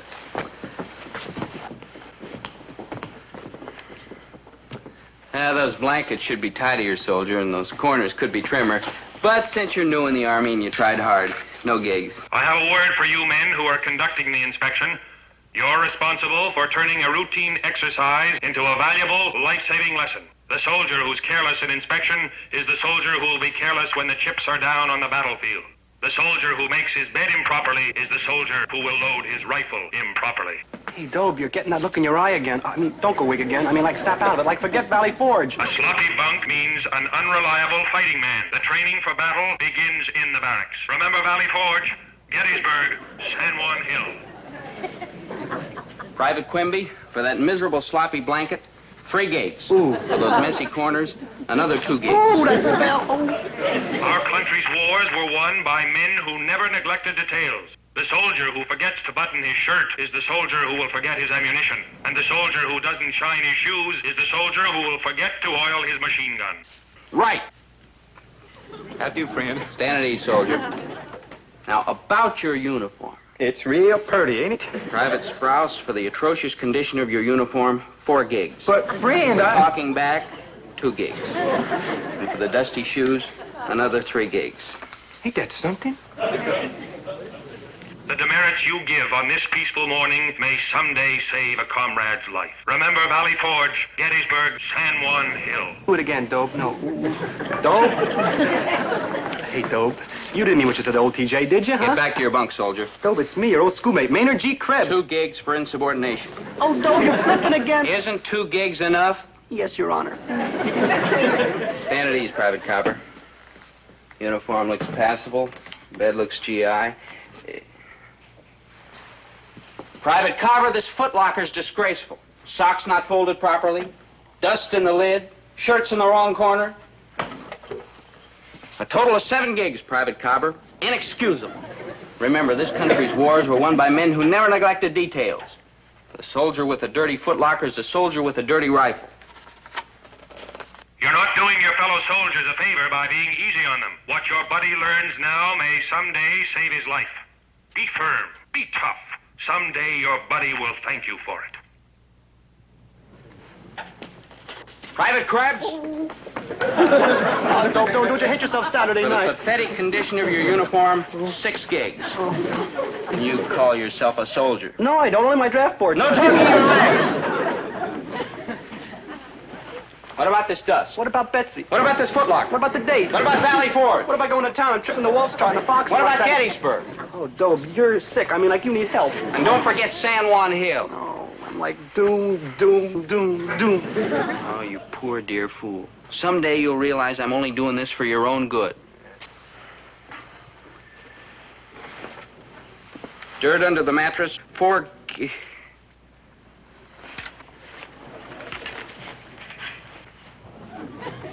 half a hamburger. 5 gigs.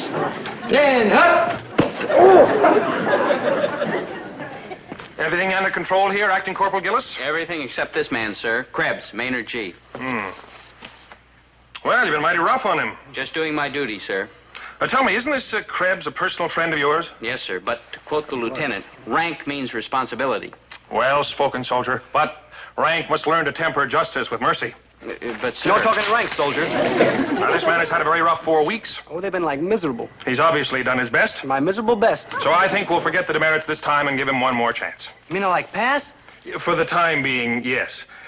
I think it might be a good idea for you to get away from the post for a few hours. It is my dearest wish. But, sir... Talking again, huh? Private Gillis, I'm proud of you. You've been a bit overeager, perhaps, but I know you've done this to your best friend, the better to prepare him for the battle. That's true, sir. And, Private Krebs, be grateful. Friends like this are hard to find. Not for me. Oh, y'all friend or foe? Private Strauss. Oh, how do, friend? Private Strauss, do you know the first general order of a sentry on duty? Well, Well? well, no. Oh. Well, let's be fair about this, friend Lieutenant. Me and my buddies have just been in the Army for a short spell. And I mean, you can't expect us to know all them general orders and such in such a itty-bitty time now, can you? You know, I think I can. Oh, I think you're funning me, friend Lieutenant. Nobody could know all that stuff except some cotton-picking military genius. He might just be. Private Strauss, report to the Corporal of the Guard. Tell him you're being relieved of duty. By who? By a cotton-picking military genius.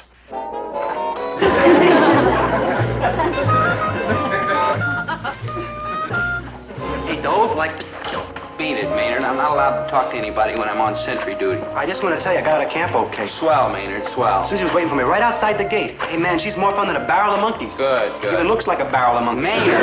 Man, what a spook. I'm sure the two of you will be very happy. Yeah, and I wanted to tell you, you don't have to worry about standing up Betsy. I got her like a date.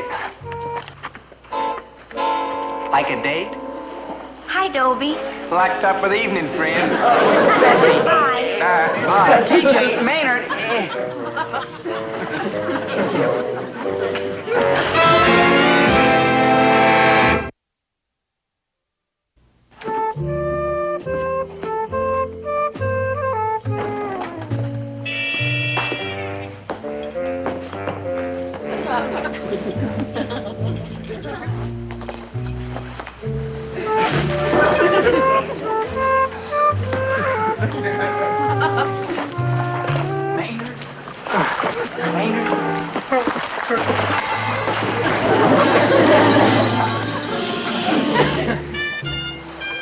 Maynard, where have you been? It's after 3 o'clock. Man, what a night. First we went to the movies. Never mind that. How did Betsy and TJ get along? Oh, you got nothing to worry about, Dobe. I don't think they like each other too good. Great. How do you know? I think all through the movie she wanted to hit him. Really? Yeah, so he kept holding her hand so she couldn't do it. Man, how bored they got with each other. Oh? Yeah. By the end of the picture, he was sound asleep with his head on her shoulder. And she kept trying to wake him. She kept kissing him, but he wouldn't wake up. No, he just kept sleeping. Good night, Maggie. You ought to see the picture, Dobe. It's the Good monster night. that devoured Good night. Cleveland. Hey, Dobe. Dobe. Good night, Dobe.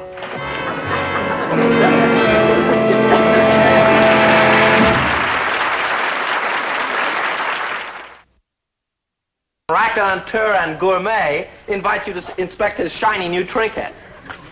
Kindly refrain from pinching the metal, girls. Oh, Chatsworth, it's adorable. Yes, it is, rather. We got it as an accessory with one of Mumsy's big cars. Chatsworth, it must be simply smashing to be so rich and debonair and man about town. Now, stop that now, or I shall become too big for my britches. Imported llama's wool, of course. Chatsworth, why, a girl would rather go out with you than any other fellow in this whole town. You're the most desirable and gallant and...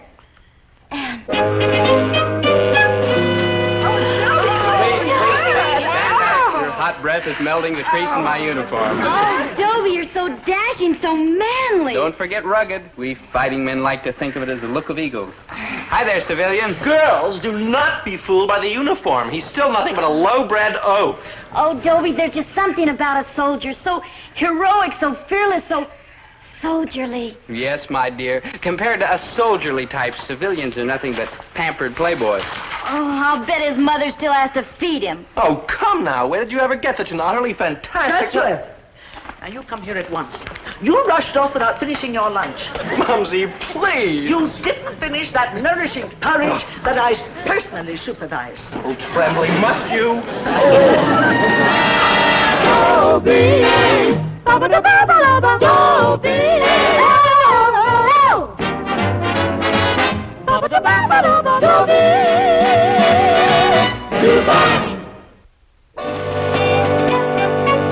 Remember me, Dobie Gillis, former civilian? What am I talking about? Former civilian. Only the uniform's military. The rest of me's is as civilian as a pair of black and white shoes. But there's one thing I've got to give the Army credit for. Teaching me how to be a man. Right? Right. No babying, no spoiling, no pampering. And I can hardly wait to get back to civilian life to have somebody start babying and spoiling and pampering.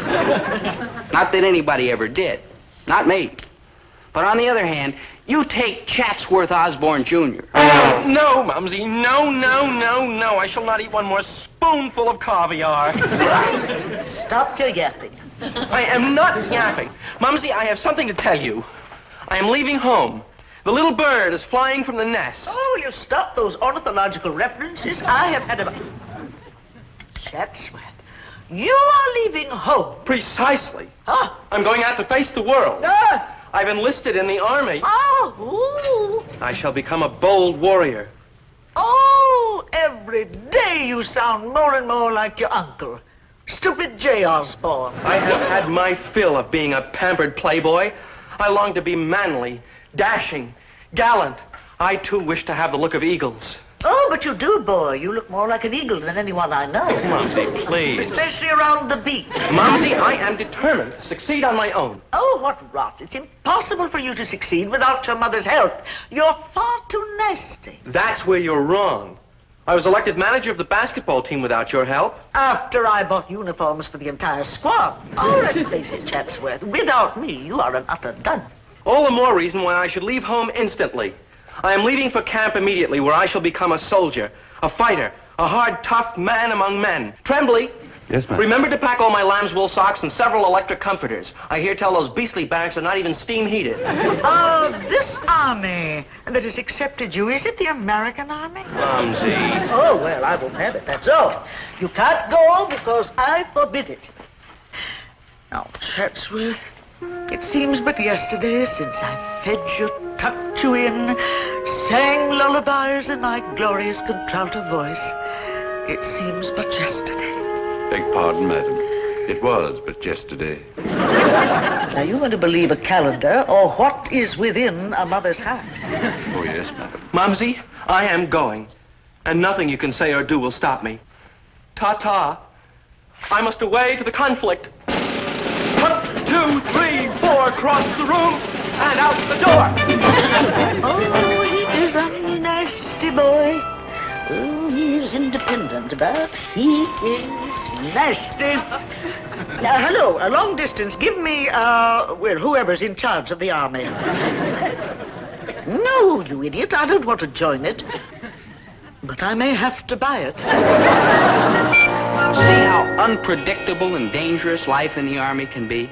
We learn to deal with flame, flak, fire, and then along comes a new and even more frightening menace, like Mrs. Chatsworth Osborne Sr.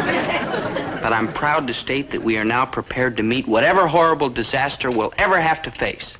You rang? Good buddy, guess what?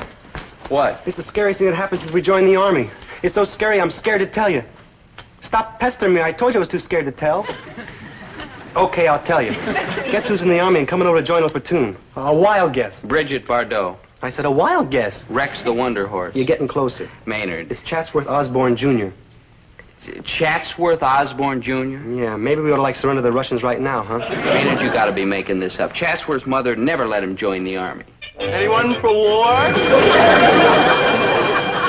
Chatsworth, what are you doing here? I decided to join up and improve the Army's morale. It was the least I could do. And you're in our platoon? But of course. Repping good luck, isn't it? Oh, boy. Like oh ditto. Yeah. You chaps don't appear exactly ecstatic to see me. What is it, pray tell? Oh, nothing, Chatsworth, nothing. You just don't want me, that's all. Don't try to hide it. I'll try to get transferred to another platoon. I'll help you. Maynard. I did so want to mend my ways and cease being Chatsworth Osborne Jr. foul ball and become Chatsworth Osborne Jr. soldier. You really mean that, Chatsworth? Oh, Dobie, do it is my heartfelt wish. Then you deserve a chance, even though you were kind of a problem to us in high school. No offense. No offense. Yeah, even if you was a low-down rat in high school. No offense. Chatsworth, we're gonna get you started right in the Army. Yeah. Wait. Hey, fellas, come on over and meet Chatsworth Osborne Jr. He comes from our hometown, and he's a regular guy. Yeah, he's a regular guy. He lives in a 48-room house on a 50-acre estate surrounded by a 16-foot brick wall With broken glass embedded in the top. Glorioski, I feel good all over. So Chatsworth Osborne Jr. joined the Army and tried to adjust. It wasn't easy for the Army or Chatsworth Osborne Jr. But he forced himself to act and talk just like one of the boys. But one always vacations at the Riviera following the polo season. Doesn't one? All right, men, fall in. I ain't gonna give you the rest of the afternoon off till you run through the manual of arms. Oh, great, that's a cinch. And you better run through it correct. Sergeant, surely you don't mean the regular manual of arms. I sure do. And what's wrong with the regular manual of arms, Osborne? Nothing at all. It's really quite pleasant. But don't you think that the Queen Anne salute is ever so much more chic? What kind of salute? Queen Anne, as practiced by Her Majesty's Royal Fusiliers. Observe.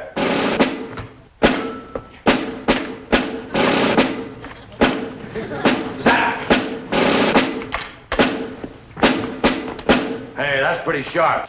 None of you jokers gets off until you learn that Queenie salute like Osborne here. No, sure. Now fall out and teach them good, soldier. Never fear, Sergeant. I shall turn them into precision-drilled fighting machines. It is really quite simple, fellow musketeers. One simply grasps the rifle thusly and gives it a sharp check with the right foot. Darn that Chatsworth. We tried like the dickens to teach him the things a normal fella has to know if he's going to get along in this world. How to avoid work, how to goof off without getting caught, like that. It took a lot of effort, but finally he started to catch on. The proper technique for getting along is to volunteer for everything. That's the proper technique for becoming a hospital case. Chatsworth, you've got to stop volunteering and showing off, or the fellas are going to murder all of us. Yeah, we come from the same town, so we're up to our elbows with you, like 3 peas in a pot. Maynard, that's pod. Dear, I suppose you're right, Dobie do. I simply must learn to curb my natural superiority. You can do it, Chatsy. I did it, and now nobody knows I was like naturally superior. Before I turn you loose to get cleaned up for chow, I want to run through this hand-to-hand combat we've been learning. You. Like me? Like you. Like me? Like you. Like me? Don't nobody move. There's like a sneaky ventriloquist around here someplace. Cut that blabbering, Cribs. Front and center. Now, let's say I'm your enemy, and I have a knife. I'm coming at you. What do? I'd like to become your friend. No. Crabs, you're a hopeless case. Like, whom among us is perfect? Osborne, you come with me. Now, don't be afraid. I'm not going to hurt you.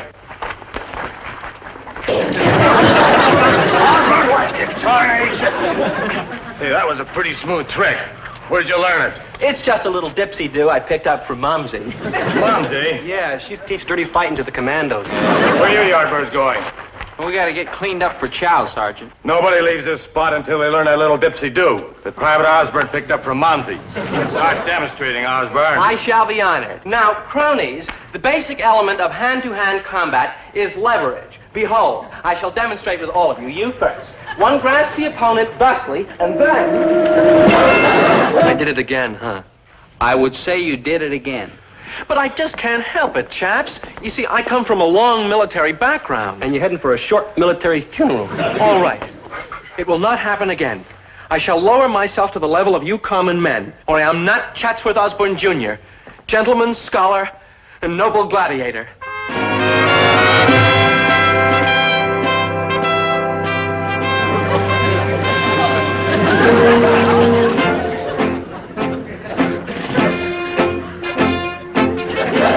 The bags are packed, madam, all 12 of them. And the trunks. All 12 of them, too, madam. Good. I shall go to Chatsworth camp immediately. Madam, Well, what is it? Speak up, man. no offense, madam, but below stairs we're wondering if you're not taking Master Chatsworth's enlistment just a trifle too seriously. Nonsense! Whatever gave them that idea?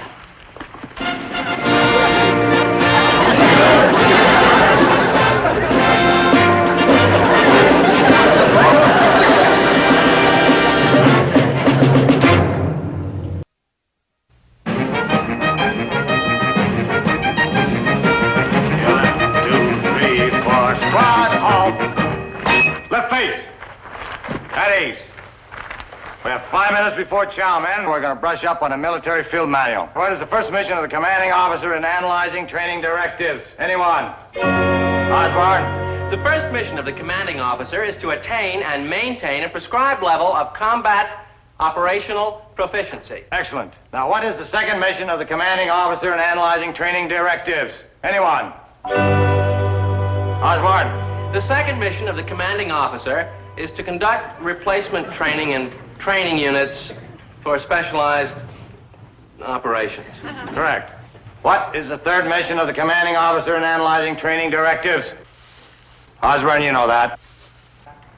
I haven't the faintest idea, Sergeant. You men have been slopping around like a bunch of tired washerwomen. Now, who wants to make up for it by volunteering to carry dispatch to company headquarters? Boy, what a bunch of gold bricks. Attention! Dismissed.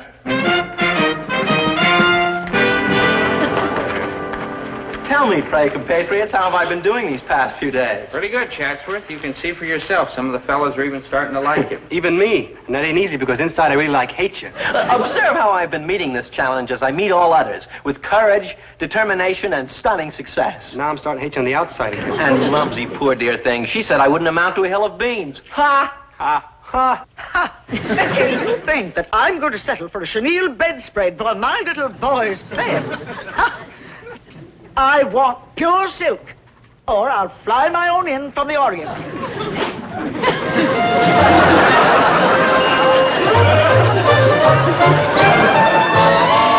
Mumsy!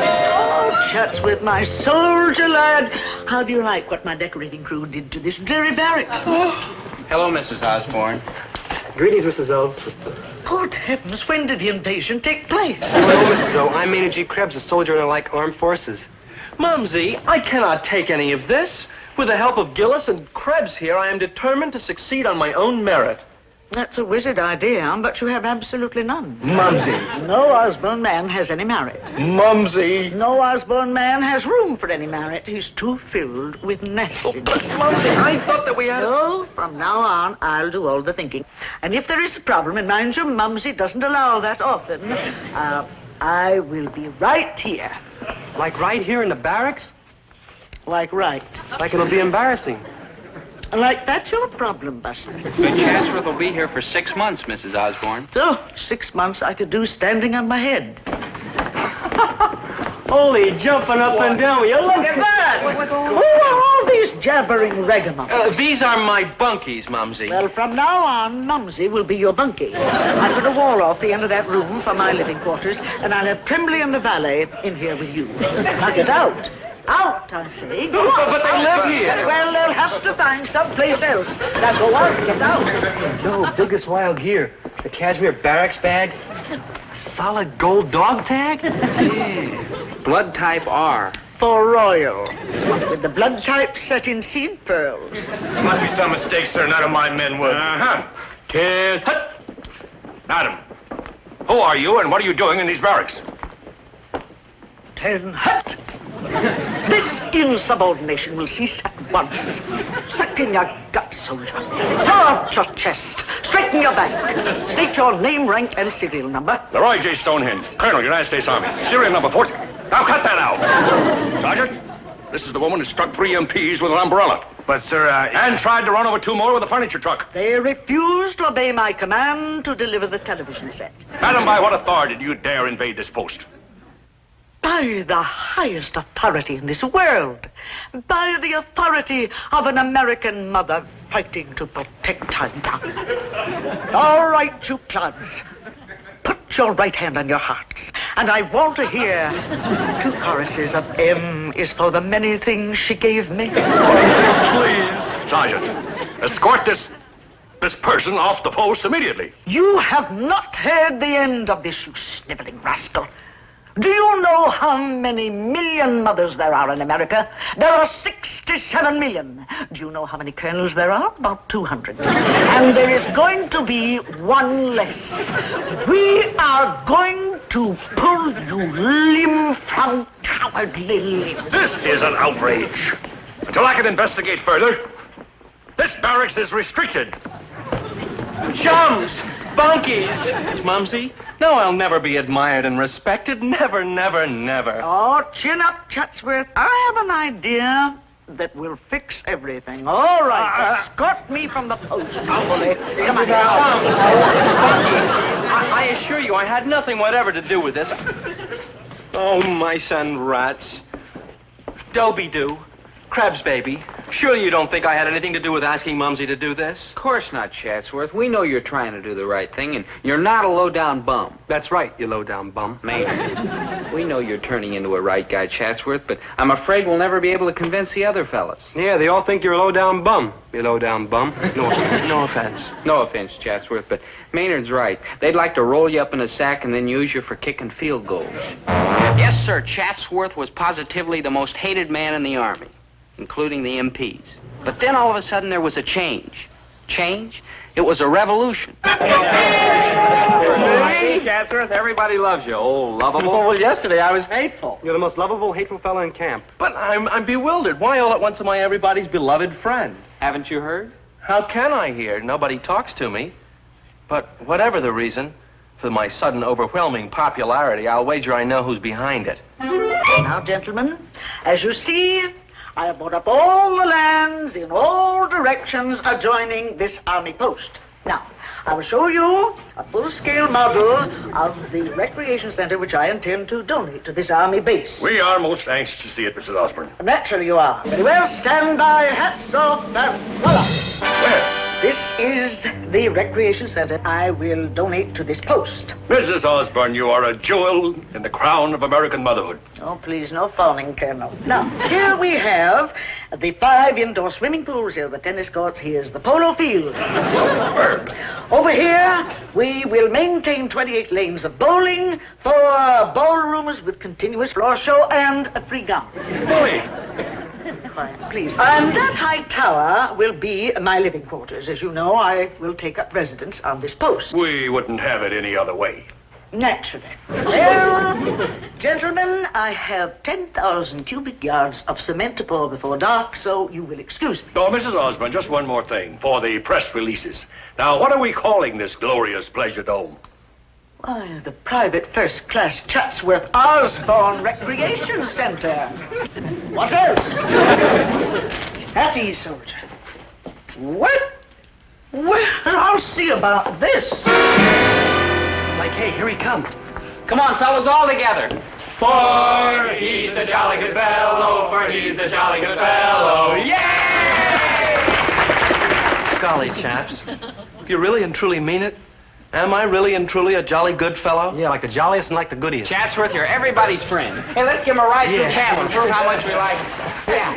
Would you all love me just as much if there weren't going to be any recreation center? Oh, yeah. Oh, thanks. Because there isn't going to be any recreation center. What happened, Chatsworth? Your mother backed out? Oh, no. Mumsy's dead game. You mean the Army won't go for it? The Army has approved everything. Then who's like putting the whammy on this deal? I am. Like you? Like I. You mean no 28 lanes of bowling? Try to understand. And no 4 dance halls? Try. No free chewing gum? I'm absolutely desolate, Bunkies, but... Chatsworth, this note. How dare you tell me to stop construction? I've a good mind to take away your shiny new yacht and your platinum motor scooter. Mumsy, money isn't everything. Money isn't everything. Oh, doctors, nurses, medics. Oh, this boy is not well. Stretcher bearers. Mumsy, I am quite well. Oh, ridiculous. No Osborne says money isn't everything unless he's completely out of his head. Now, hear me, Mumsy.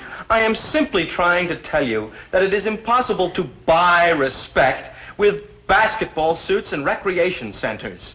Well, how else would a schnook like you win respect? But that is the only way I can win it. I suppose I shall have to learn to get along without it. I take that to mean that you are to try to get along without your mother, too. You bull-headed, persnickety boy. Well... Now, hear me out, Mumsy.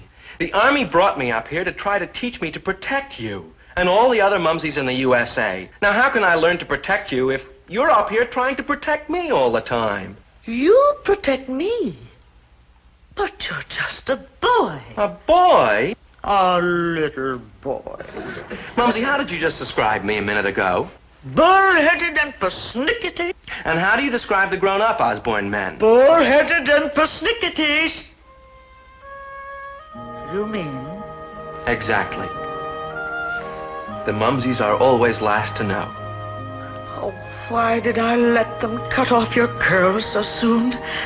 I told them 14 was too young. There, Mumsy. I've grown up, that's all. Your little boy has grown up. When I get home, I'm going to take your first little blue sports car and have it dipped in gold. And you won't try to force the recreation center down our throats? Of course not. Did George Washington's mother build swimming pools for the Continental Militia? No. Did Custer's mother buy Indian suits for all the boys at Little Bighorn? No. No, they made good on their own, just like you will. Just like all the bull-headed persnickety Osbornes.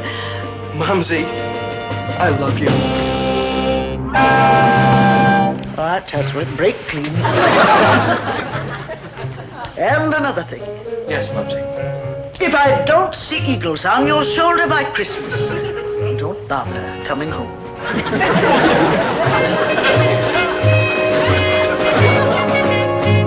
Maynard, that Chatsworth's quite a guy. Dobe, how can you say such a thing about a creep who slickered us out all that free chewing gum? Maynard, let me put it to you this way. You're sitting in a foxhole alongside another soldier, see? And the guns are firing and the shells are exploding all around you. Me, Dobe? Maynard, it's just a for instance. Now, if you were in this foxhole, what kind of fellow would you like this other soldier to be? I don't want one soldier. I want like a whole regiment. Maynard, the soldier fighting beside you ought to have guts. Good old-fashioned guts. Like true. Like true. And I give you the first man in history with the guts and the courage to stand up to Mrs. Chatsworth Osborne Sr. Good buddy, chum, foxhole pal. Hold on, chaps. What's going on? No offense, Chatsy, but we love you. You're not saying that just to make me feel better. You really mean that? Sure we mean it, Chatsworth. You're on your way. Before long, you'll be one of the boys, a real soldier in the U.S. Army. Just like me. Oh, for joy, for joy. If the Army can take the two of you, then bring on the enemy.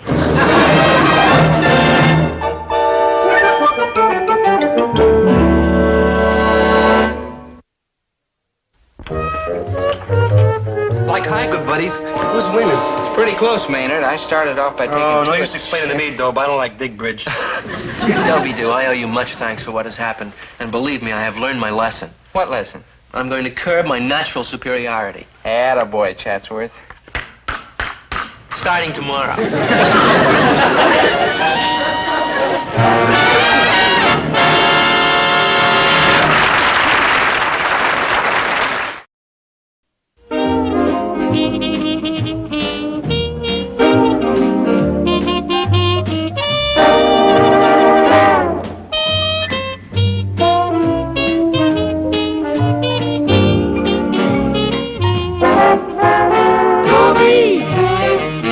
gal who's dreamy, Dobie.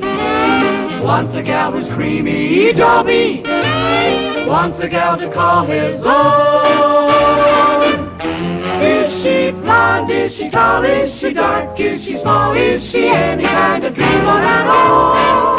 No matter, she's hers and hers alone. 'Cause Dobie has to have a girl to call his own.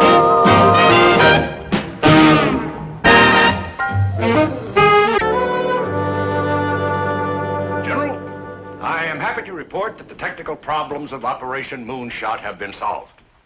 We are now ready to launch our missile into space. Excellent. And I am happy to report that all human problems involved in Operation Moonshot have also been solved. Excellent. Except for one little thing. Oh? We've tested hundreds of young men to be launched into space.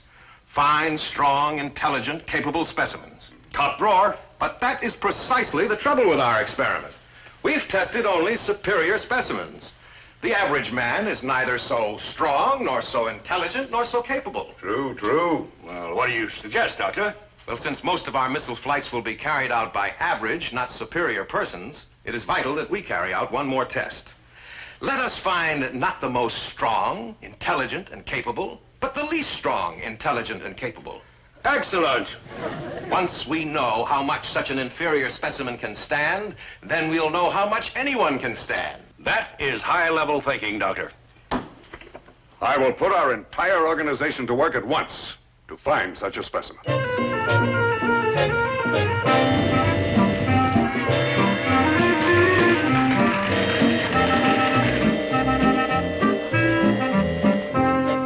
Gentlemen, our calculating machines have been working day and night sorting out candidates for Operation Moonshot. Well, have you found our man? Scientific technology has come up with exactly the man we're looking for. The least strong, least capable, least intelligent human we could possibly find. You rang? Dobie. Dobie.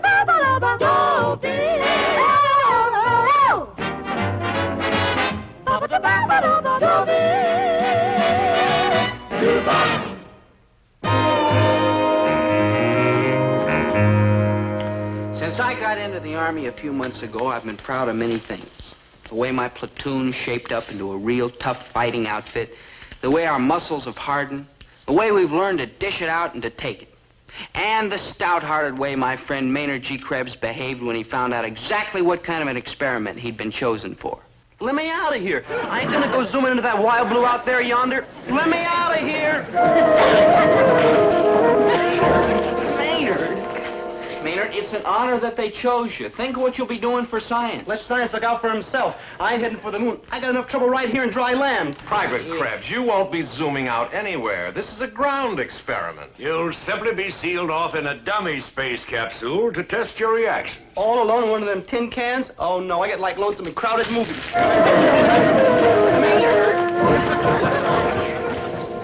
Oh, you gotta watch him. He's kind of tricky. At ease, Krebs. You won't be alone. There's another participant in this experiment, Corporal Kilroy. Corporal Kilroy? You two will be spending a lot of time together. I'd better introduce you. Corporal Kilroy, will you please? Man, you keep trying to get me to shave. Private Gillis, Private Krebs, this is Corporal Kilroy. Only 3 feet tall and a corporal. Must have relatives up in high places. This experiment is the final dress rehearsal for Kilroy. For a year now, we've been preparing him to be the first chimp in outer space. You're gonna send that poor little two-legged cat out to space, Phil? Don't worry, Kilroy. We'll bring you down safely. Oh, I'm getting like scared. I want to get up there with him, too. Maynard.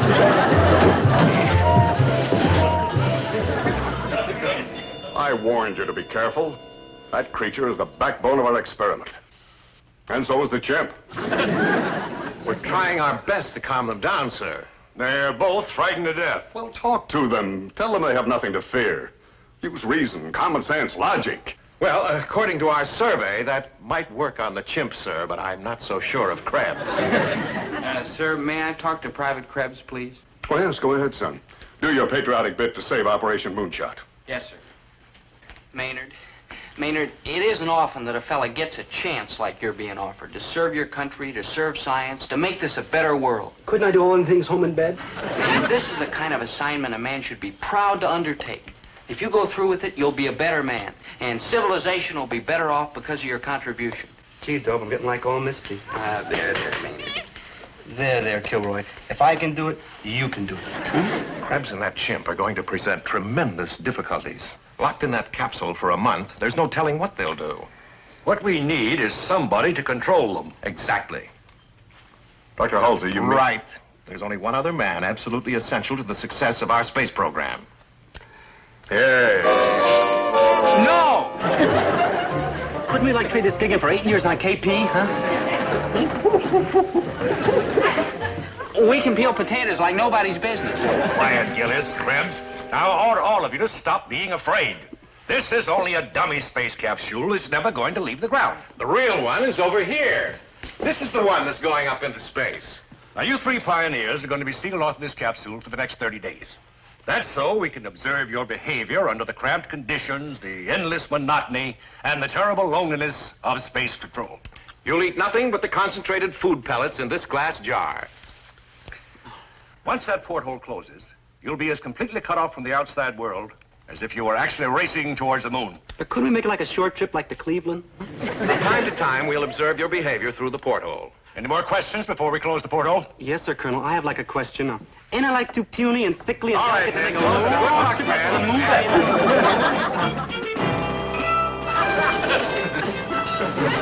Welcome to Insecure Airlines. Maynard. Care for some chewing gum? Look. Coffee, tea, or milk, sir? Maynard, take a nap.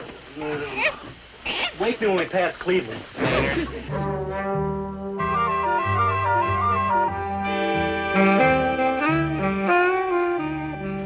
Well, gentlemen, I just flew in from Washington. Well, what's the men's condition after 8 days in the cabin? One is sleeping. Krebs? Gillis. One is pacing anxiously, showing anxiety. Krebs? No, the chimp. He's climbing up into the pipes. The chimp? No, Krebs. Uh-huh. Strain is beginning to tell. He's starting to twirl a yo-yo. Krebs? The chimp. Well, what kind of condition are they in? We won't know until we give them a thorough physical examination at the end of the 15th day. Now they're starting a regular afternoon card game. Gillis and Krebs. No, Gillis and the chimp. Krebs is still up in the pipes. We might as well leave now. We'll never learn anything from their card games. They always turn out the same. Let's quit. I don't want anybody to lose too much money. Gone, he does it every time. It ain't fair. He uses his feet. Yeah. Hey, Dob, I got an idea. Let's get some food. Food! Maynard, please, save that for work. Work! You can't eat. You just had lunch. Some lunch. 2 miserable little pills washed down by 2 more miserable little pills. Hey, Dob, just this once, can I have seconds? Well, we're not supposed to. But I guess nobody's looking. So, okay. But this is the last time. One to my fuzzy buddy.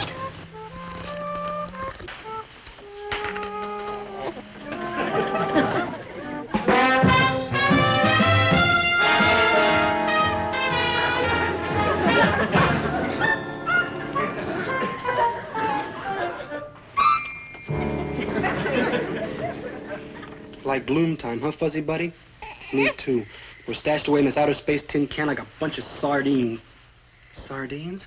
Oh, nice, juicy, oily sardines with rye bread and butter, and chocolate cookies and donuts. And energy, Krebs. You are a hungry dreamer.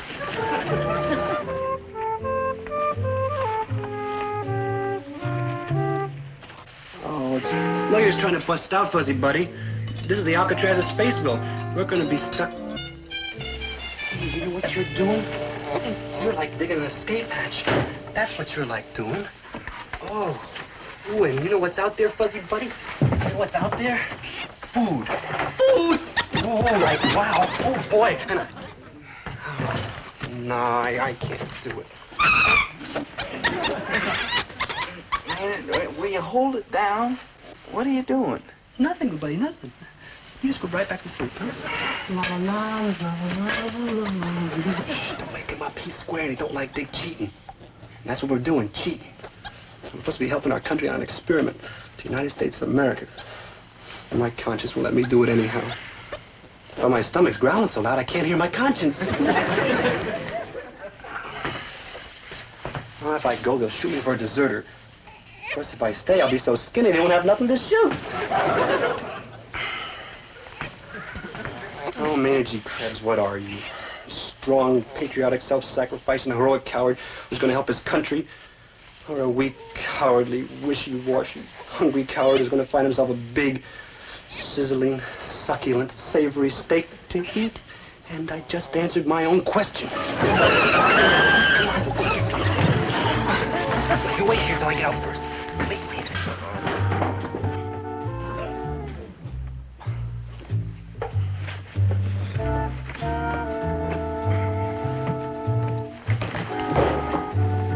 Come on, Fuzzy Buddy. Come on. Now, Fuzzy Buddy. Which way to the mess hall? Here we go.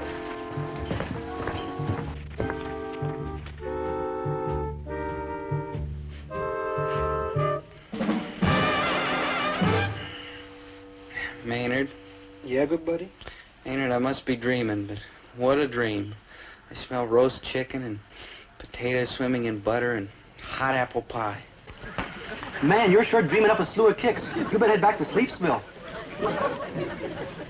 Hey, Dobe, since we're stuck with them little white pills, and since we're all American type heroes, we ought to like to use willpower and never give way to light temptation. Maynard, where'd you get that roast chicken? Hey, you're starting to talk real good.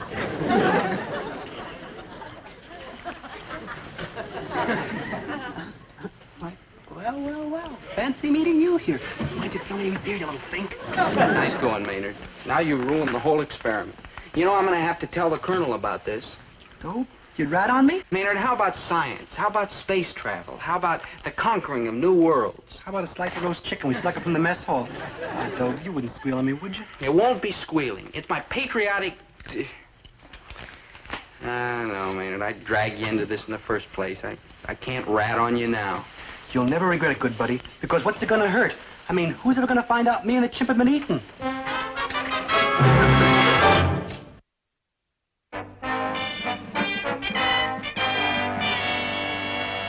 Amazing. Krebs and the chimp have been in that cabin for 15 days, and each has gained 15 pounds.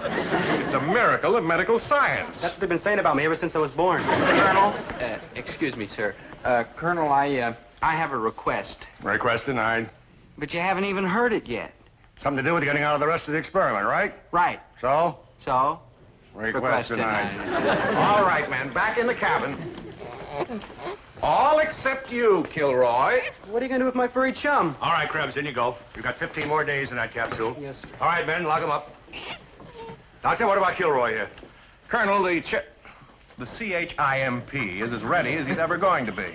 I see no reason to delay Operation Moonshot any longer. All right, I'll put him in the other cabin right away. How soon do you expect to blast off? Tomorrow morning. Up to it, men. Yes, sir. Well, Kilroy, you may be the first creature from Earth to land on the moon. Who knows what strange sights you may see there. All right, Kilroy, in you go. Good luck, Corporal.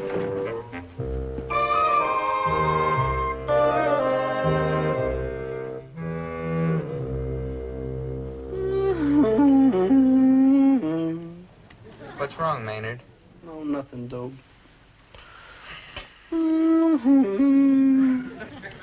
What is it? I sure miss Kilroy. Oh, yeah. Huh? Now what? I sure am hungry. Yeah.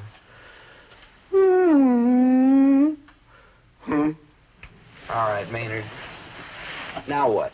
I sure miss Kilroy, and I sure am hungry. I'm hungry, yeah. Well, why don't you go out and look for some food? And for Kilroy? Good thinking.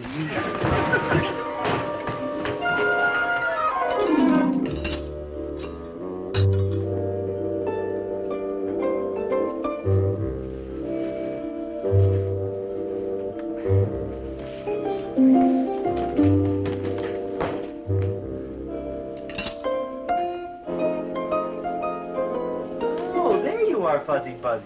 My car, little chump.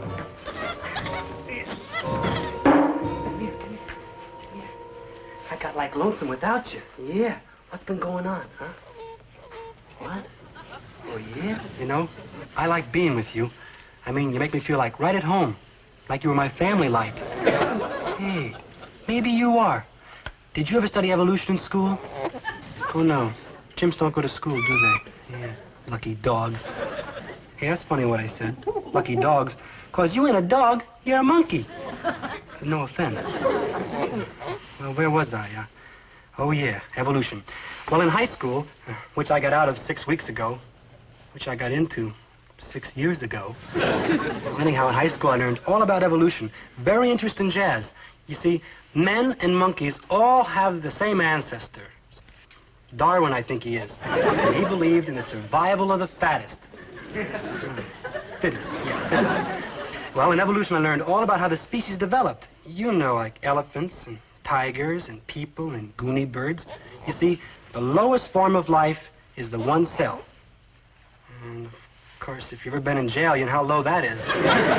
Anyhow, about this evolution jazz. You and I are kind of like alike, only we're different, too. For instance, you got hair all over your body, and all I got is hair here in my chin. Of course, if I let my beard grow long enough, I'd have hair all over my body, too, but we'd still be different. I mean, I'm superior to you. No offense. I mean, let's take the things you can do and the things I can do. What can you do? Well, let's see, you can climb trees and peel a banana and turn somersaults and ride a bicycle, simple things like that. Now, me, on the other hand, well, come to think of it, I don't climb trees too good, and I do have a lot of trouble peeling bananas. I usually have to get Dobie to help me. And if you want to know the real truth, I ain't the greatest at turning somersaults. But I do know how to ride a bicycle. Well, it's not a bicycle exactly. It's more like a tricycle. I wonder why they keep telling me I'm superior to you. Well, it says so in the book, so it must be true. On this planet anyhow, and but where you're going, Fuzzy Buddy, things might be different. I mean, on the moon and Mars and all like that, maybe you'll be superior. I mean, if all them outer space cats got like 6 eyes and 8 legs and green and purple spots, like I saw in the movie, The Monsters Devoured Cleveland, you gotta be superior. Boy, I hope you don't run into them cats with 6 eyes and 8 legs and green and purple spots. Man, it gives me goosebumps just thinking about it. I wonder how come we want to go up into space anyhow. I mean, all that money getting spent and all them scientific brains thinking and all them engineers engineering. All that work just to go up there and see cats with 6 eyes, 8 legs, and green and purple spots. I mean, what good does it do? If we took all that money and put it to work right here on Earth, we'd be a lot better off than flying around in space, I bet you. Gee, think of the good things we could do. Like curing the common cold and getting hi-fi sets for everybody in the whole world. Man, what a swinging planet we'd have. Ooh, yeah. Everybody dancing and nobody sneezing. You can have it, Fuzzy Buddy. There's one thing I am, it's glad that I ain't gonna go whooshing out into space. No, sir. Not me, Maynard G. Krebs. No, sir. Never, never, never.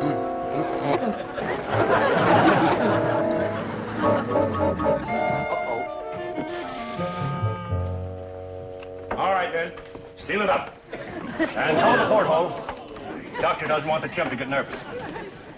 Make sure the escape hatch is secure. Well, men, you are about to witness history. Inside that capsule is a little chimpanzee named Corporal Kilroy. But is he a mere chimpanzee?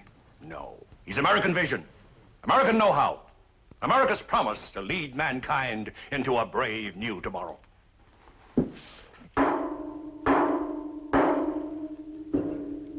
You know what that is? That's little Corporal Kilroy trying to get through to us. And do you know what he's trying to say? Let me out! Let me out! He's trying to say, stand by, Moon. Here I come. All right, Ben, there's work to be done.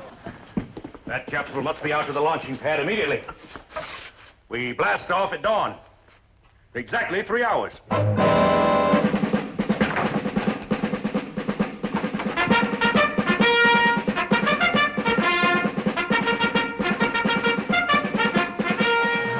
no. Don't kiss me so much, girls. You'll have to stand in line. Your hot breath is melting the buttons on my astronaut uniform.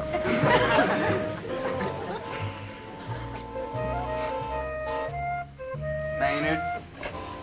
Maynard, I was dreaming again. Maynard? Maynard, you see all these beautiful girls. Maynard? Maynard? Maynard? Hey. It's gone.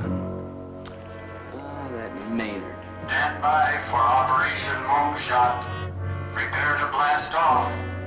We will now begin the countdown.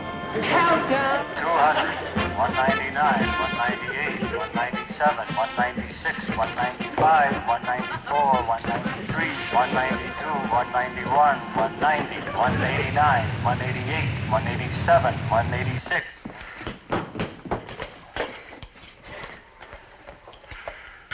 Operator. Hey, operator, get me the control tower at the missile basin. Hurry, please. What number are you calling? I don't know the number, but it's a control tower. That number is Oceanside 6000. Operator? Please write the number down in case you need it again in the future. Sure, sure. Now, operator, if... Post operator, may I help you, please? Yeah, operator, give me Oceanside 6000. Oceanside 6000? Right, hurry, please. Oceanside 6000 is out of your dining zone. Operator, the tower's right across the street. Can't you connect me? Are you authorized to make a call out of your dining zone? Operator, please, a human life's at stake. Gracious. You'll help me? Of course. I will connect you with the communications CO. No, please listen carefully.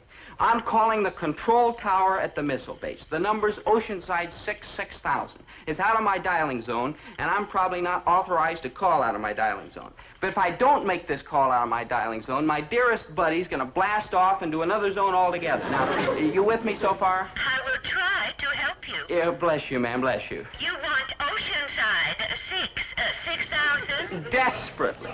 May I have your name, please? Dobie Gillis. Your rank? Private. I am sorry, enlisted personnel are not permitted to call out of their dialing zone. Yeah, but this is an emergency, a matter of life or death. Oh, dear. You understand? Certainly. So I will tell you how you may apply for special permission to make the call. How? Write a letter to the Post Communications Officer. A letter? In quadruplicate. Send one copy to the Post Communications Officer, one copy to regimental headquarters, and one copy to 4, 53, 52, 51, 50, 49. You got a special pass. Where do I get one? From me. Oh, thank you, sir. Don't sir me, soldier. State the nature of your business. I've got to stop the launching. My buddy's in that rocket. State your friend's name, rank, and serial number. Maynard G. Krebs. He's a private, and I don't know a serial number. You say this Grubbs is aboard the rocket ship? Not Grubbs, sir. Krebs. Maynard G. There's no Maynard G. Grubbs on the passenger list. Try Krebs. Him neither. He accidentally stowed away. Now, there's a wild story. You wouldn't think so if you knew Maynard G. Krebs. You sure you ain't one of those foreign spies over here to louse up our space program? Do I look like a foreign spy? Well, I don't know. You don't get many foreign spies around here. You better come have a talk with the security officer. He'll be finishing this golf game any minute now. Stop! No, stop! Don't do it! Stop! Countdown's over. I demand a recount.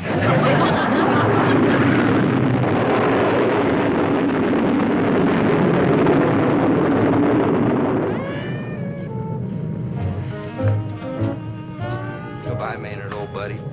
Dearest pal and crony. Astronaut. Satellite rider.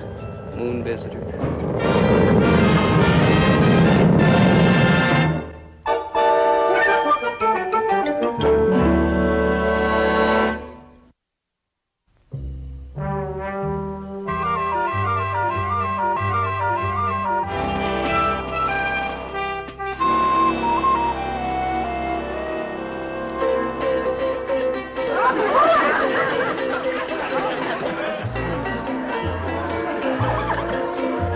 thank you. You moon people are like real friendly and like real cool.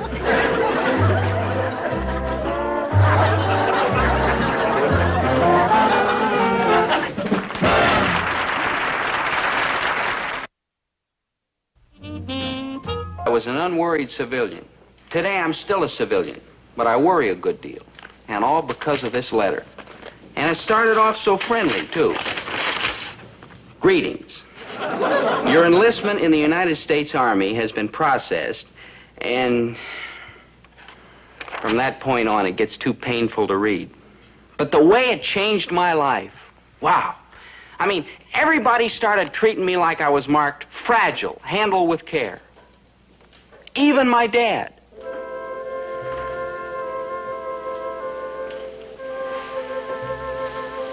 Dad, what's wrong? Oh, nothing.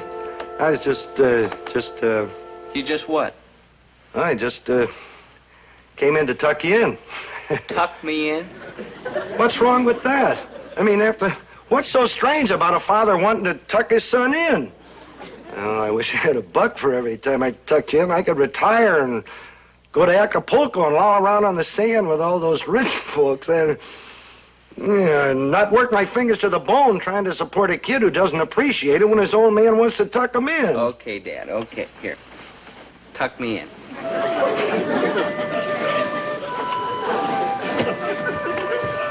There. Thanks, Dad. Thanks. Anything else? Do you want to burp me? No, just kidding, Dad. Just kidding. Oh, smart. Good night, Dad. Good night. Good night, boy.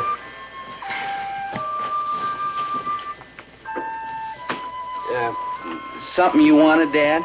No, I just... Oh, well. Good night, Dad. Good night. Night. Good night, boy. Anything you wanted? What'd you have in mind, Dad? Oh, well, I was just thinking that... Okay, Dad, okay. Whatever it is, I want it. Then shove over. Gee, I've done this a lot of times, too. Lullaby and good night. Thy father's delight.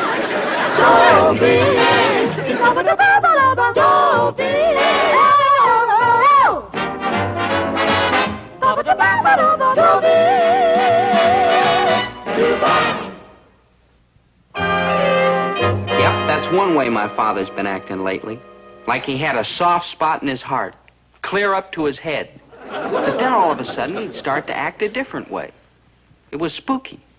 Take this morning at the crack of dawn.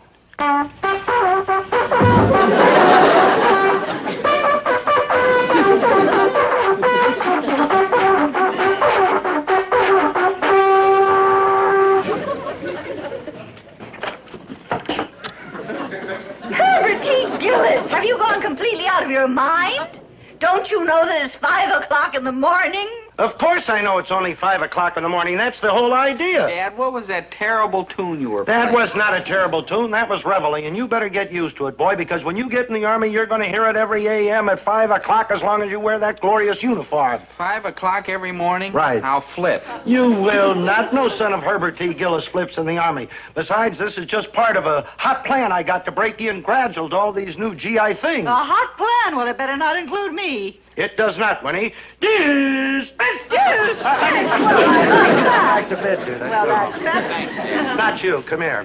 Now, look, in a few days, you're going into the Army, right? Right. Why, until you leave, we're going to run this place like the best spit and polish outfit in the whole United States Army. We got to toughen you up, boy. Toughen you up. We do? Sure, and you're going to love it. Up every morning at 5 o'clock. Calisthenics, manual of arms, field rations, barracks inspection. Barracks inspection? Sure, that's where you're going to live. Oh, and you're going to be way out in front of all those new recruits. Why, when you get new recruits, hey, maybe we better get Maynard in on this. After all, he's going into the Army with you, and he might as well have the benefit of my experience, too.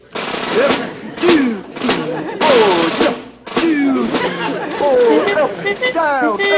Down, get your backs in the oil. Gold bricks, you. Just out, sucking your gut. Down, up, get together. better. Come on. Poor boys, Herbert, don't be so rough on them. Winnie, you are off limits. Keep going, don't stop. I got my eye on you, Winnie. I don't like to push our boy any more than you do.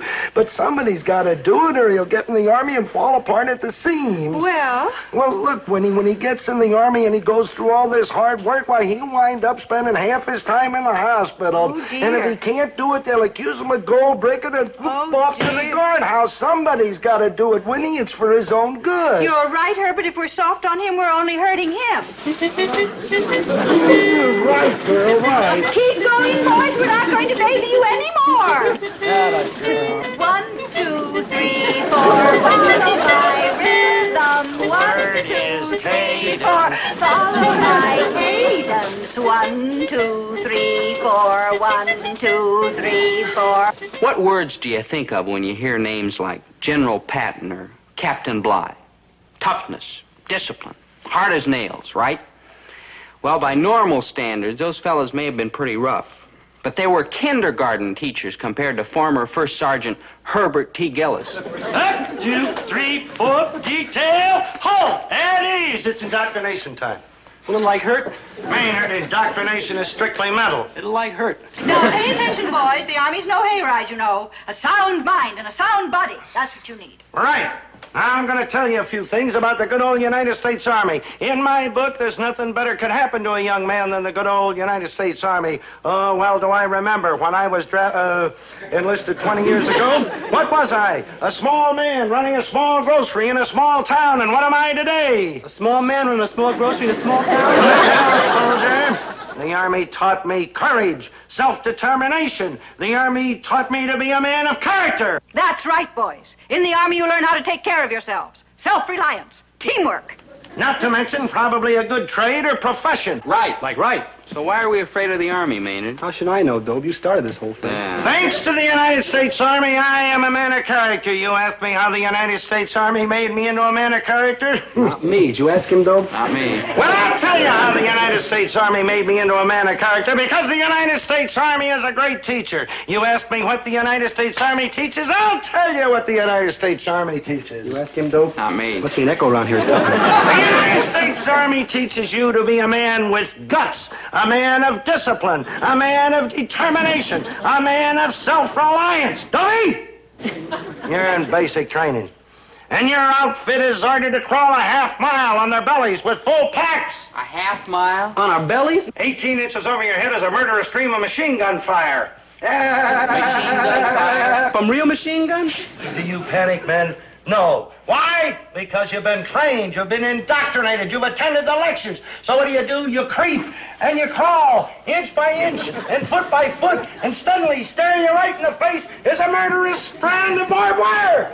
Barbed wire? Like barbed? It's barbed wire? And there you are. If you raise your head 3 inches, he ain't got it.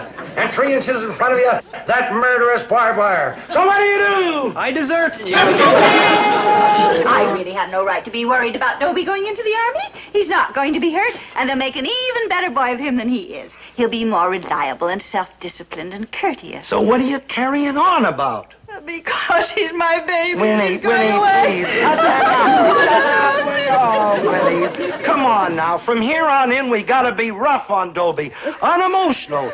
Casual. Severe. Rotten. Quiet. Now, Dobie's gonna have to keep his barracks spick and span, so I got him practicing on his room. I told him to strip it down, bare essentials, get rid of all that childish junk he's been collecting for years. A sound idea. That's right. Get him used to the lean, hard, Spartan life. Hi. I think I got most of the junk, Dad.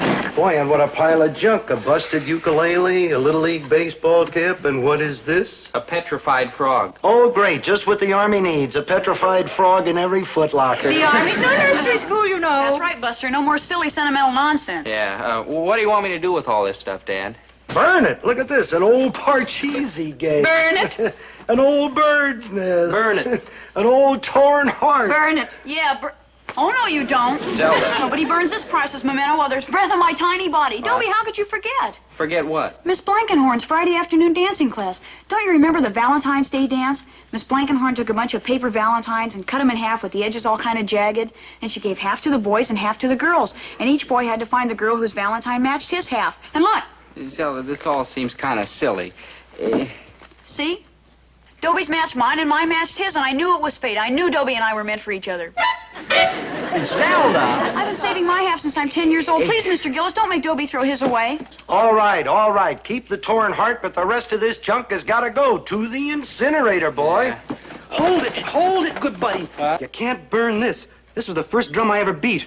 A drum. That's what they used to call a bongo in the olden days. It used to be your drum, good buddy, remember? Yeah, I remember, Maynard. Yeah, the first time I ever saw you, you were sitting in the park beating this drum. We were little tiny kids, about 1 year old. About 10, Maynard. Yeah, like that. Anyhow, you were beating that drum, and man, were you lousy. No offense. No offense, no. So I said to myself, Maynard G. Krebs, you gotta get that drum away from that offbeat cat who's running the bongos into the ground. Or your name ain't Maynard G. Krebs. Excuse me, Maynard. I know this is a little off the subject, but that G in Maynard G. Krebs, I still don't know what it stands for. Walter. Oh.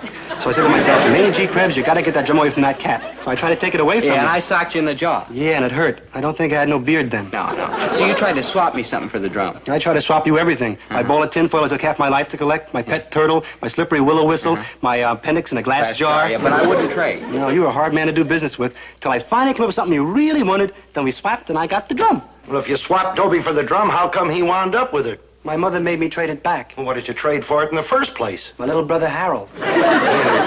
Sometimes I think you have an impediment in your head. Gee, thanks, Mr. G.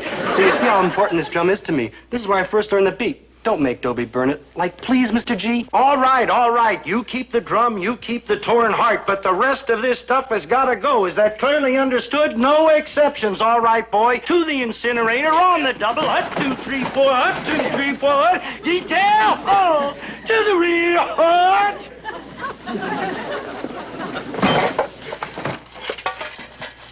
You were going to burn these? But, Dad, you said to take all this stuff to the But incinerator. I did not say you should burn a man's cherished memories. Cherished memories? This beat-up old pair of shoes? For your information, Private Gillis, this beat-up old pair of shoes happens to be the first pair of shoes you ever had. I am not going to have them burned. I am going to have them bronzed. Bronzed? Is that like French dipped? Bronzed, Maynard. Bronze is a kind of metal you cover the shoes with. Metal shoes? I don't know, Dope. Shoes ought to be made out of something like bendy, you know, something like... Like leather? Like each to his own taste. I kind of lean toward canvas. Maynard, you do not have shoes bronzed so somebody can wear them. You have them bronzed so you can keep them forever as a cherished memory.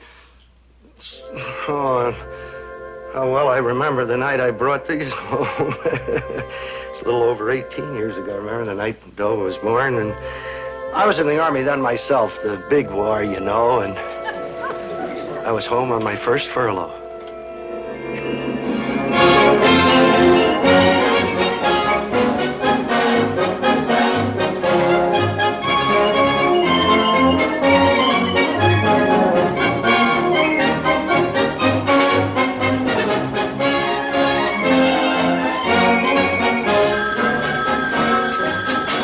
Gillis Grocery Store, Herbert T. Gillis. Oh, hello, Ed. Yeah, no, I got a weekend furlough. Yeah, you know, Winnie and little strangers on his way. No, I hitchhiked in. I'm going to hitchhike back. Yeah, I've been saving up on those coupons, you know. I want to have enough gas for that big mad trip. Yeah. Yeah, well, I'll call you the next time I'm in, Ed. Yeah, say hello to the guys down at the shipyard for me, huh? Okay, so long.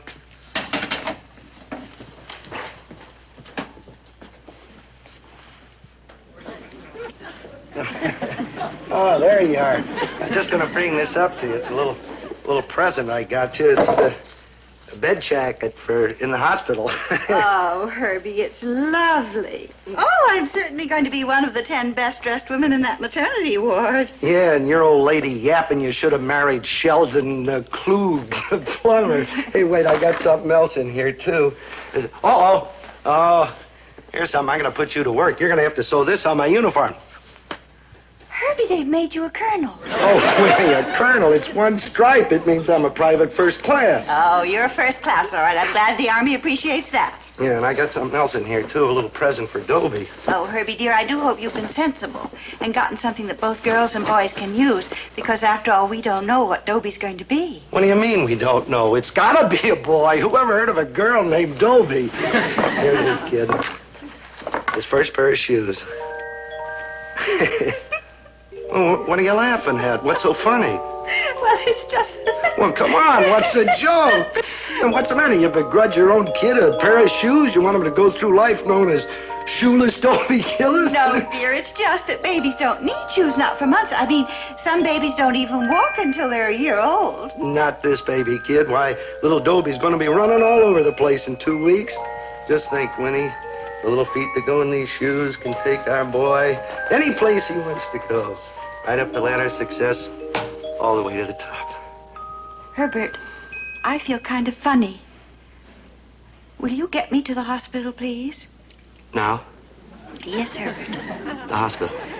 Now? Yes, Herbert. How do you know? No, dear, I just know. Now, come on. Are you sure? Yes, dear, I'm sure. How can you be sure? Well, I have an instinct for these things. I guess I just have to take your word for it. Now. Now? Well, what are you standing there for? Come on. Oh, wait, you better go with me. Come on, now, take it easy. Don't trip over anything. Oh, wait a minute. Hold it. Almost forgot something. I gotta take these so Dobie can walk home from the hospital.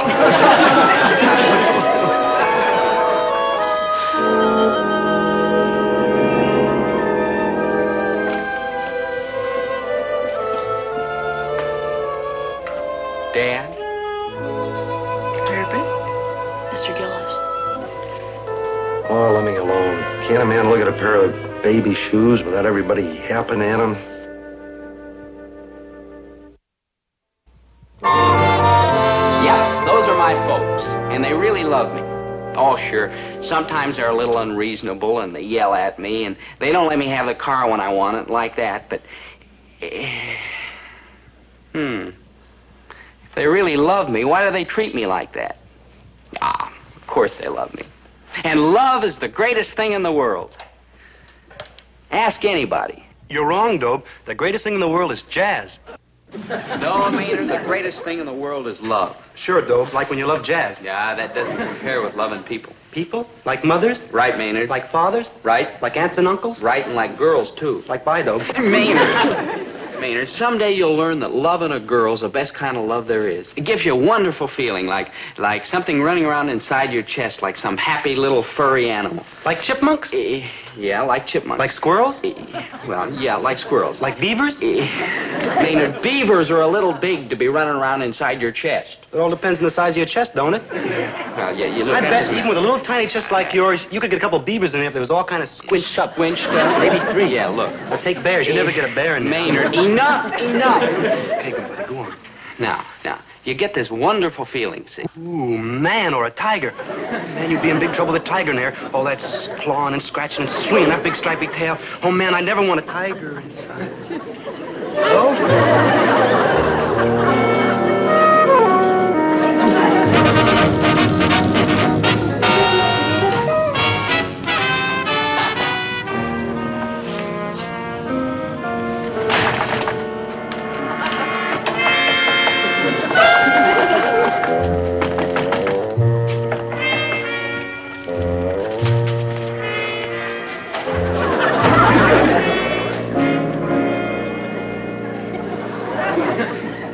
Hi, Zelda. Never mind the small talk. I'm here for a reason. Oh? I know you're worried about going into the Army. No, I'm not. Yes, you are. New world, new life, new problems. Of course you're worried. Well, maybe just a little. Right. That's why I'm here. I'm going to give you some comfort, a rock you can cling to in the troubled days ahead. Like what? Like me. Zelda! Dobie, while you're in the Army, I want you to be absolutely, positively confident of one thing. I'll be waiting for you. Figures. Through thick and thin, through storm and strife, through fair weather and foul, I'll be waiting.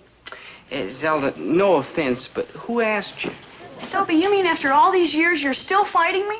Zelda, let me put this as kindly as possible. I've always said you're a fine girl and a true friend, and you've got a big heart and a big brain and a lot of perseverance. Right. And Brains, heart, guts, decency, loyalty, sweetness. That's me, true? True, but yes. But you're looking for some pretty empty-headed little piece of fluff with a heart like a stone and a brain like a raisin. I wouldn't put it that way. Well, I would, and I'm right.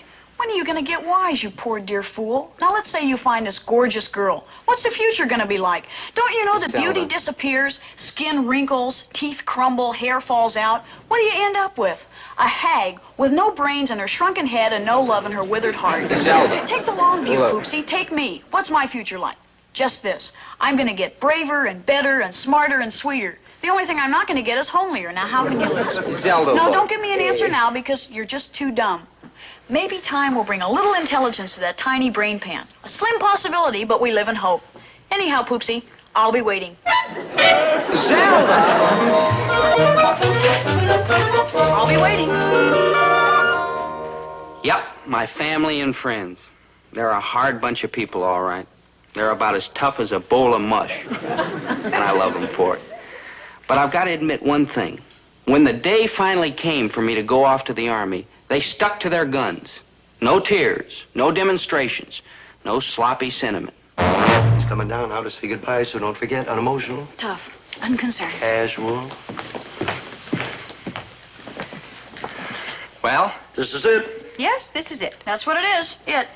I'll write you off and... If you happen to think of it, okay. Don't put yourself out. You got nothing better to do. And I don't want you to worry about me. Worry.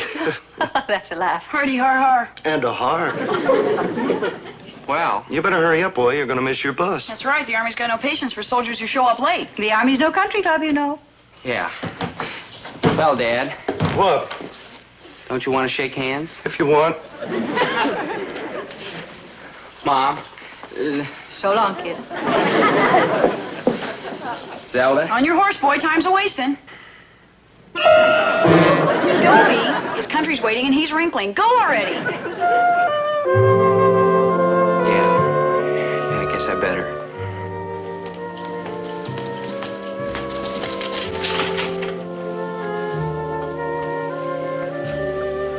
Well, so long. Bye. So long. So long.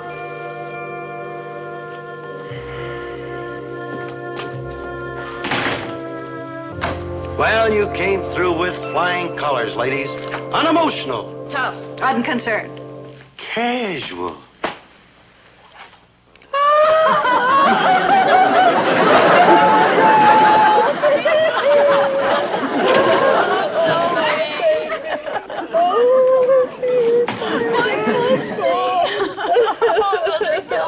Excuse me, I don't want to disturb. What can I do for you? Well, I did want a can of sardines. Large or small? What's the difference in price? Well, the small is 28 cents. And the large? 46. I'll take the small. Anything else? Half a pound of Swiss cheese. With or without? What's the difference in price? Without is 48 cents. And with?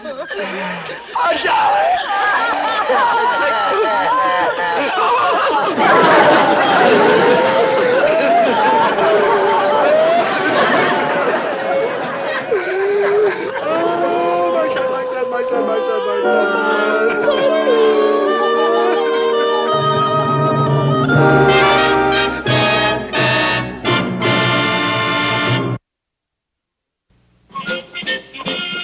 All set, Maynard? All set, good buddy. Gee, it gives you kind of a funny feeling, doesn't it? I mean, leaving all the old familiar things behind. Yeah, it makes me like all misty, so I'm not doing it. You're not doing it? Right. Remember what your father said about having your baby shoes turn into bronze so we always can have them around? Yeah. Well, it gave me an idea, though. An idea? Yeah, watch. Hmm?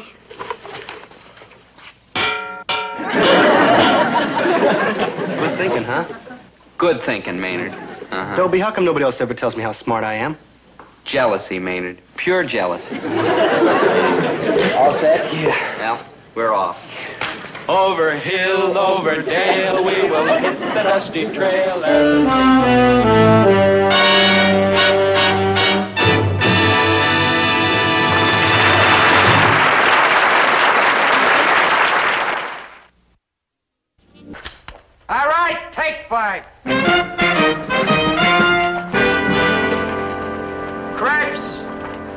still wearing that beard, huh? Yeah, I think so. Oh, yes, right where I left it, on the end of my chin. I told you get rid of it. The chin? The beard. Don't you tell him, Mike, please. Sergeant, the recruiting officer back home told Maynard he could keep the beard as long as it doesn't interfere with his duties. And I ain't never stepped on it, nor single enemy with it. Well, if you ask me, Krebs, you're getting away with murder. I didn't ask him. Did you ask him, Dobe? Not me, no. Krebs, I got my eye on you. Now, the second that this brush gets in your way... Like... Everything under control, Sergeant? We don't want any accidents with these new men. No chance of that, sir. Checked into everything. The situation's completely under control. All right,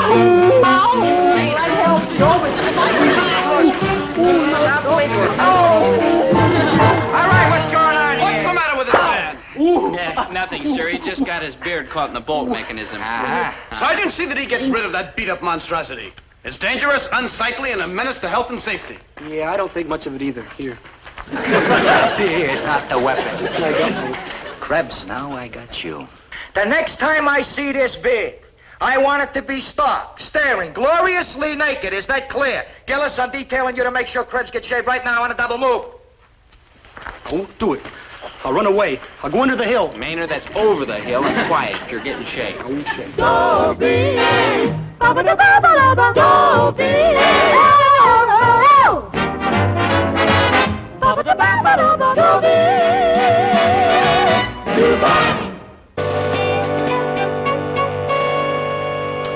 In the short time I've been in the Army, I've learned a snootful about the duties and obligations of the American soldier. He must be energetic, he must be resourceful, he must be devoted to duty. But above all, he must be brave, manly, fearless, and bold.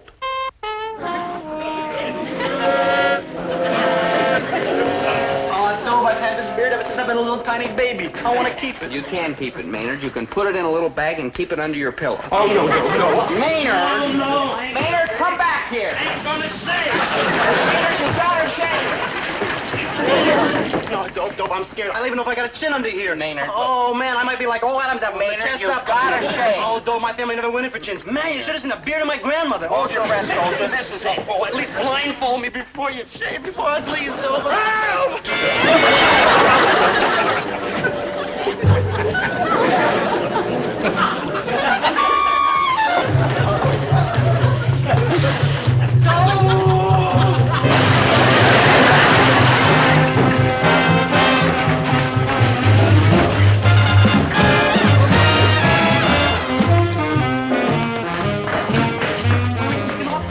To get you life shaved before the Army finds you home away from home in the guardhouse. I gotta shave, huh, Dobe? You gotta shave, yes, Maynard. Look, you're in the Army now. You've got to knuckle under. You've got to be one of the boys. With this beard, it's a cinch I ain't one of the girls. Look, Maynard, you're only... Gillis, Krebs! Where are you, you miserable clowns? I'm gonna kill you! Gillis! Gillis! I'm gonna kill you! Men, will you be seated, please? Yes, sir.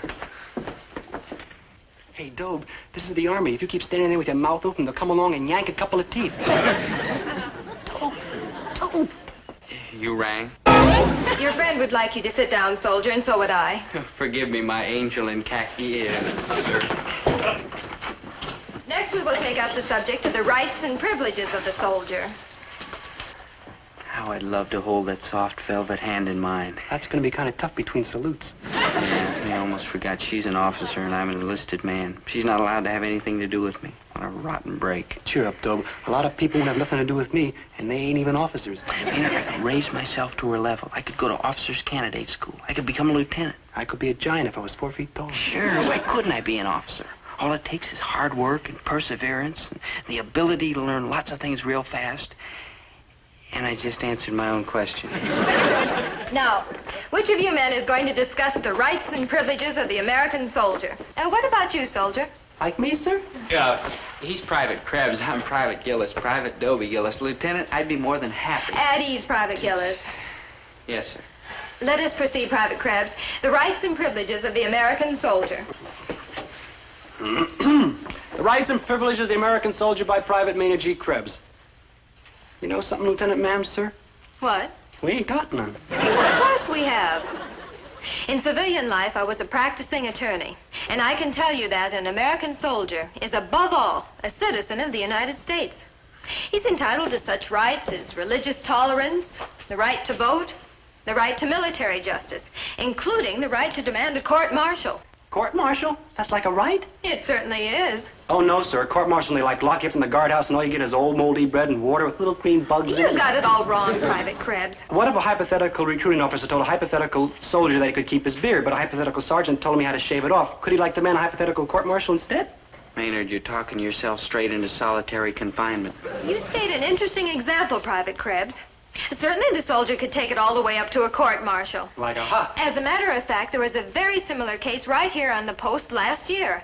One of the soldiers refused his GI haircut. Like a Quit before they get here with the handcuffs. He took a court-martial and was defended by an enlisted man in his own platoon. And he like won, huh? What a trial it was. And he like won, huh? It was a magnificent display of democracy in action. And he like won, huh? Well, no, he lost. But it was a fascinating court-martial. He like lost, huh? He spent the rest of his life in the guardhouse eating old moldy bread and water. Well, that's not the way it turned out at all. The soldier was given a very light sentence, and the enlisted man who handled his case was sent to officers' candidate school. He like lost, huh? Well, farewell, old chum. Lieutenant, did you say that the fellow who defended this other soldier was sent to officers' candidate school? Right. He handled the case so beautifully, they felt he was officer material. He like lost. And now he's an officer and he can date other officers, like, for instance, you, Lieutenant? And he like lost, huh? Oh, well, that's all for today, men. Report back to your barracks. Class dismissed.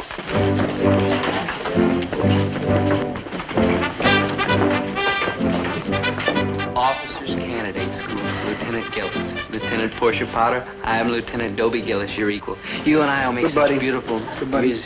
You were right all along about my beard. I'm gonna find a razor in naked Chinsville. Shave off your beard? Yeah, I'm getting tired of people coming up and trying to buy cough drops off me anyhow. Maynard, that's not a beard, it's a sacred principle. Well, I'm gonna lather up and goodbye, sacred principle. Maynard, you will touch that beard over my dead body. Show me one place in the Constitution where it says an American citizen cannot have a beard. Like, wait here. I'll go home and read the Constitution.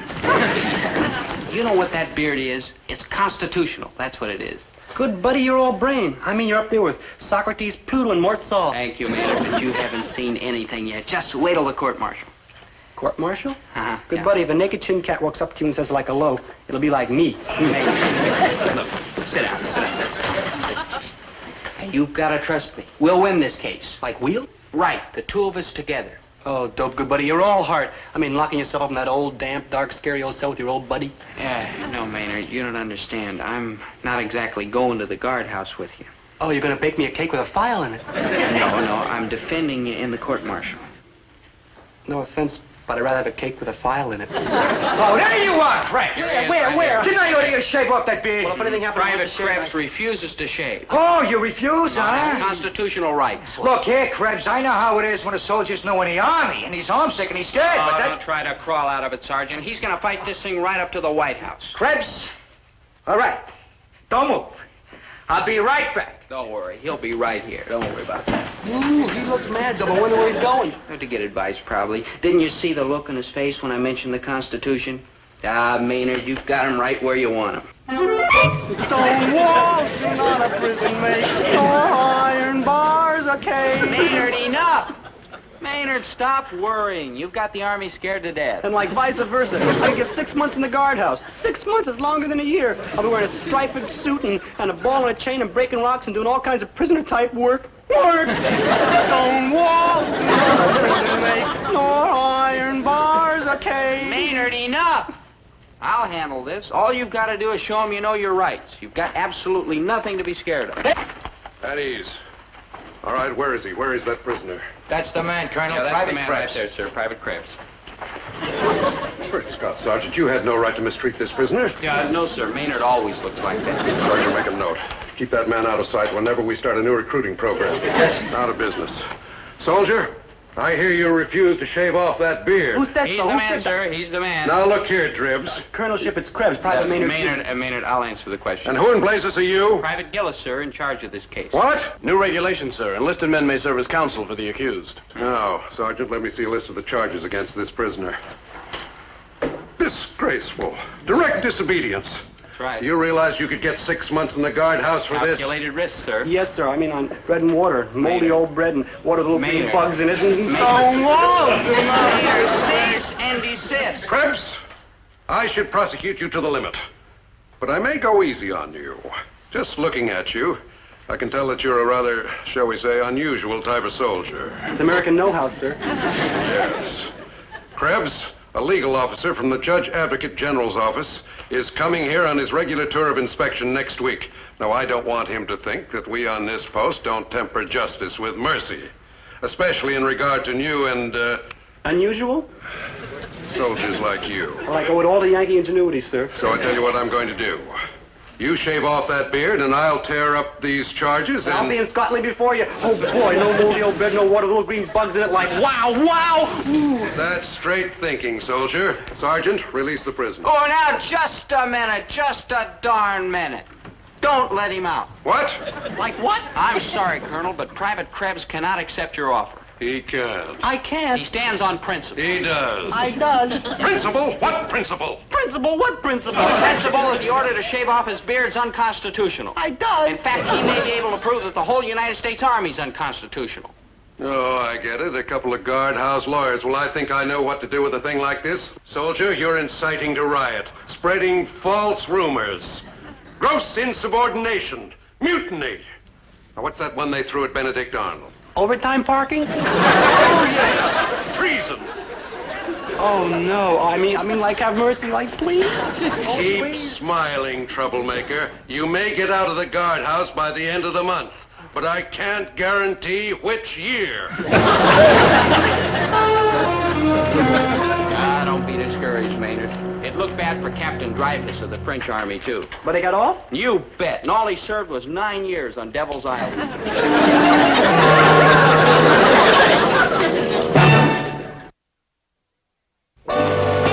They say I got my eyes and chin from my father, and my nose and forehead from my mother. The one thing that I developed all by myself was my big, fat mouth. But I still had one hope. Lieutenant Portia Potter of the Military Justice Department. I hoped against hope that she'd come up with an idea. And she did. Plead insanity.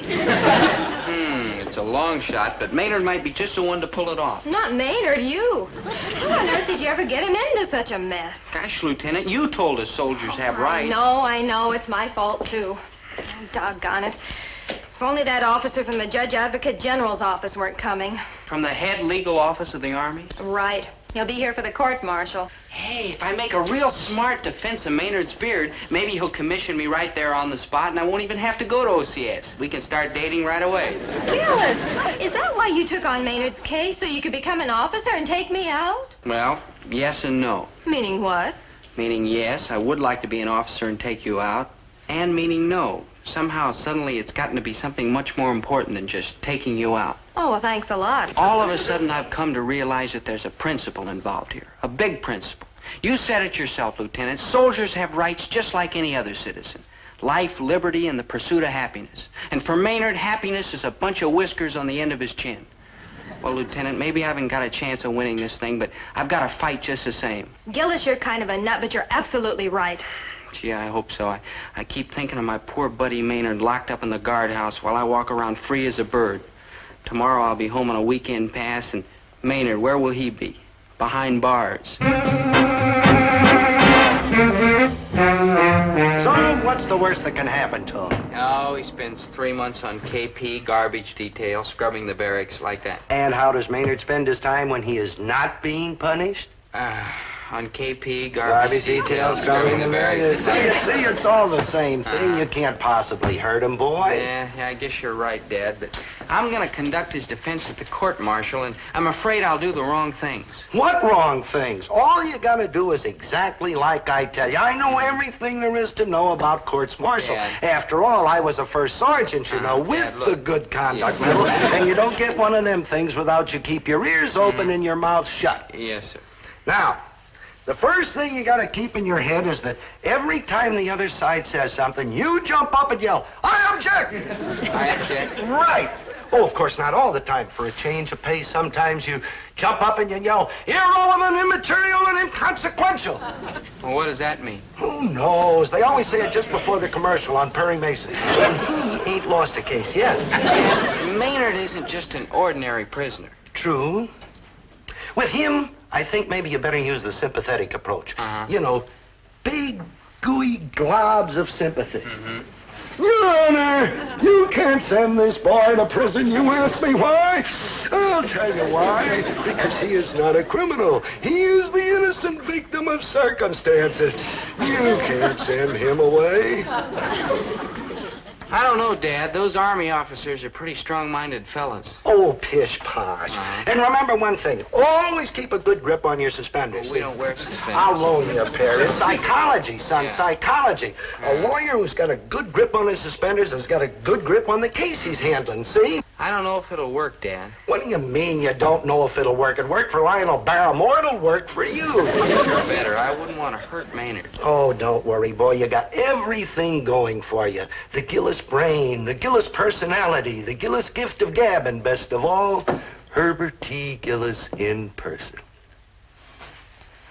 You, Dad? Oh, you bet, boy. I'm coming up to that camp and watch my silver tongue, boy, save this poor, miserable, broken-down yard bird. Exhibit A for the prosecution. The beard of the defendant, Private Maynard G. Krebs. That beard is the cornerstone, in fact, the repulsive cornerstone, on which this case is built. I like object. You can't object. You're on trial. I like object to that, too. Order! And sit down.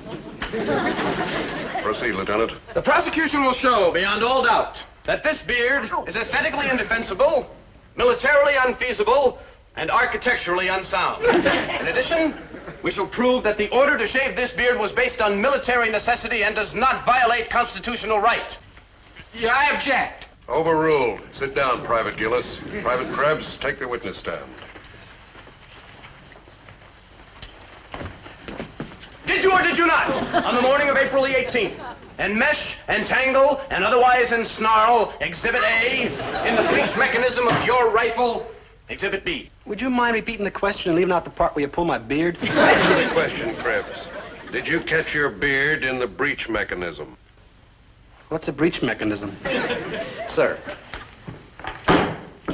I suggest that a soldier who doesn't even know what a breech mechanism is would tangle his beard in his rifle 2 times out of 3. A clear-cut danger to life and limb. Step down. I call Sergeant Wincoop to the stand.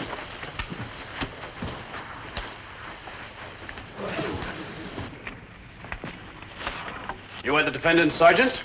I am. And did you order Private Krebs to shave, scrape off, or otherwise remove this beard from his face? I did. Describe in your own words what happened. He didn't. Did you warn him of the possible results of such an attitude? I did. Then what did he say about shaving off the beard? He wouldn't. Would you tell the court what language you used to him when he disobeyed you? I dasn't. Sir, the prosecution rests. Private Gillis, is the defense ready? Yes, sir, we are. Proceed. Your Honor. Hey, don't let him shoot me before lunch. I was too scared to eat breakfast. Cut that out. Did you practice with that rifle I smuggled into the guardhouse? Like all night. Yeah, how many times did you tangle your beard in it? Like not once. Great, you're practically a free man. Oh, boy, I'll see you like later.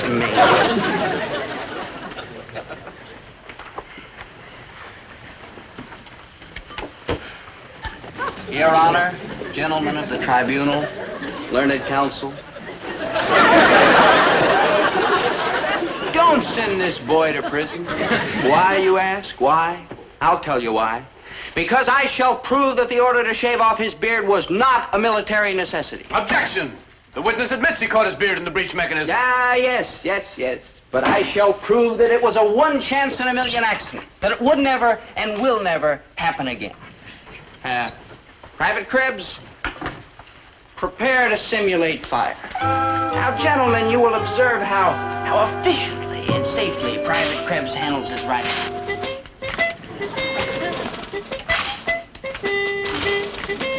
As he prepares... The defense requests a recess.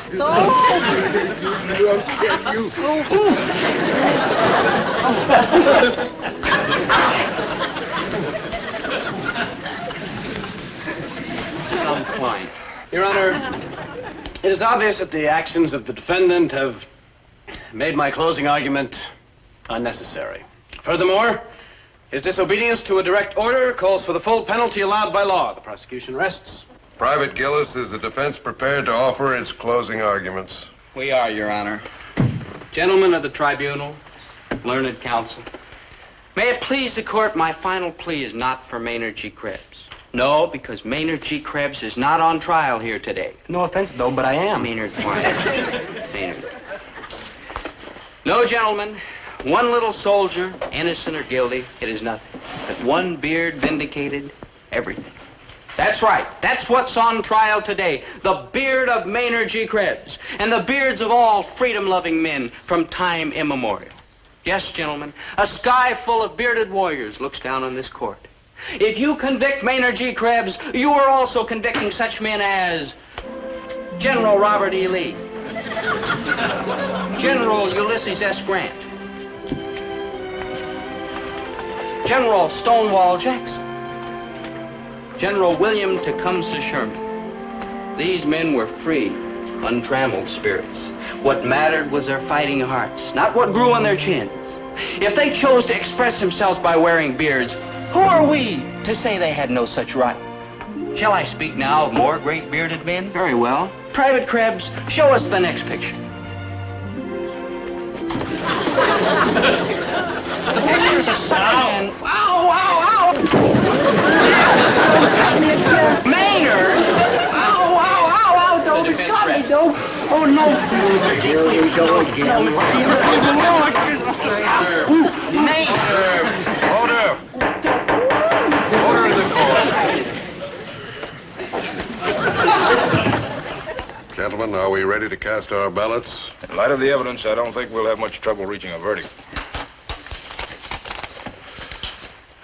Decision is unanimous. I feel sorry for poor Krebs. He's a pathetic case. We have no choice. Sir, I've just been informed that the officer from the Judge Advocate General's office has arrived on the post. Splendid. He's just in time to see justice done.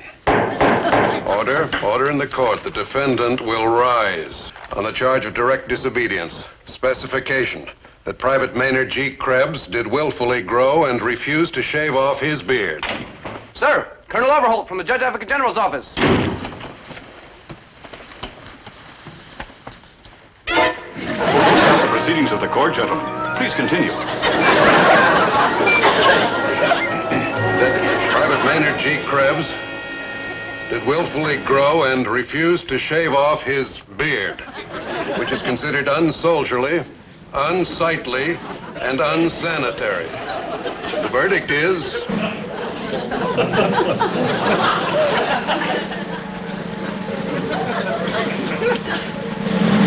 not guilty.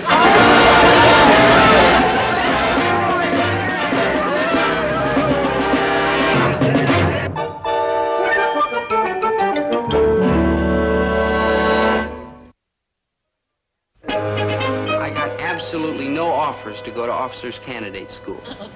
But I did get a wonderful, sweet message from Portia, Lieutenant Potter. She invited me to drop over to her house next weekend to meet her fiancé. He's a civilian. Well, anyhow, Dad had a good time. Oh, Dobe, I was proud of you today. A real Lionel man, all right? And you too, Maynard. Maynard, you really put the brass in their place. Can you imagine the guys thinking a puny little beard like this could get away with a laugh? Oh, Maynard, what are you doing? Maynard!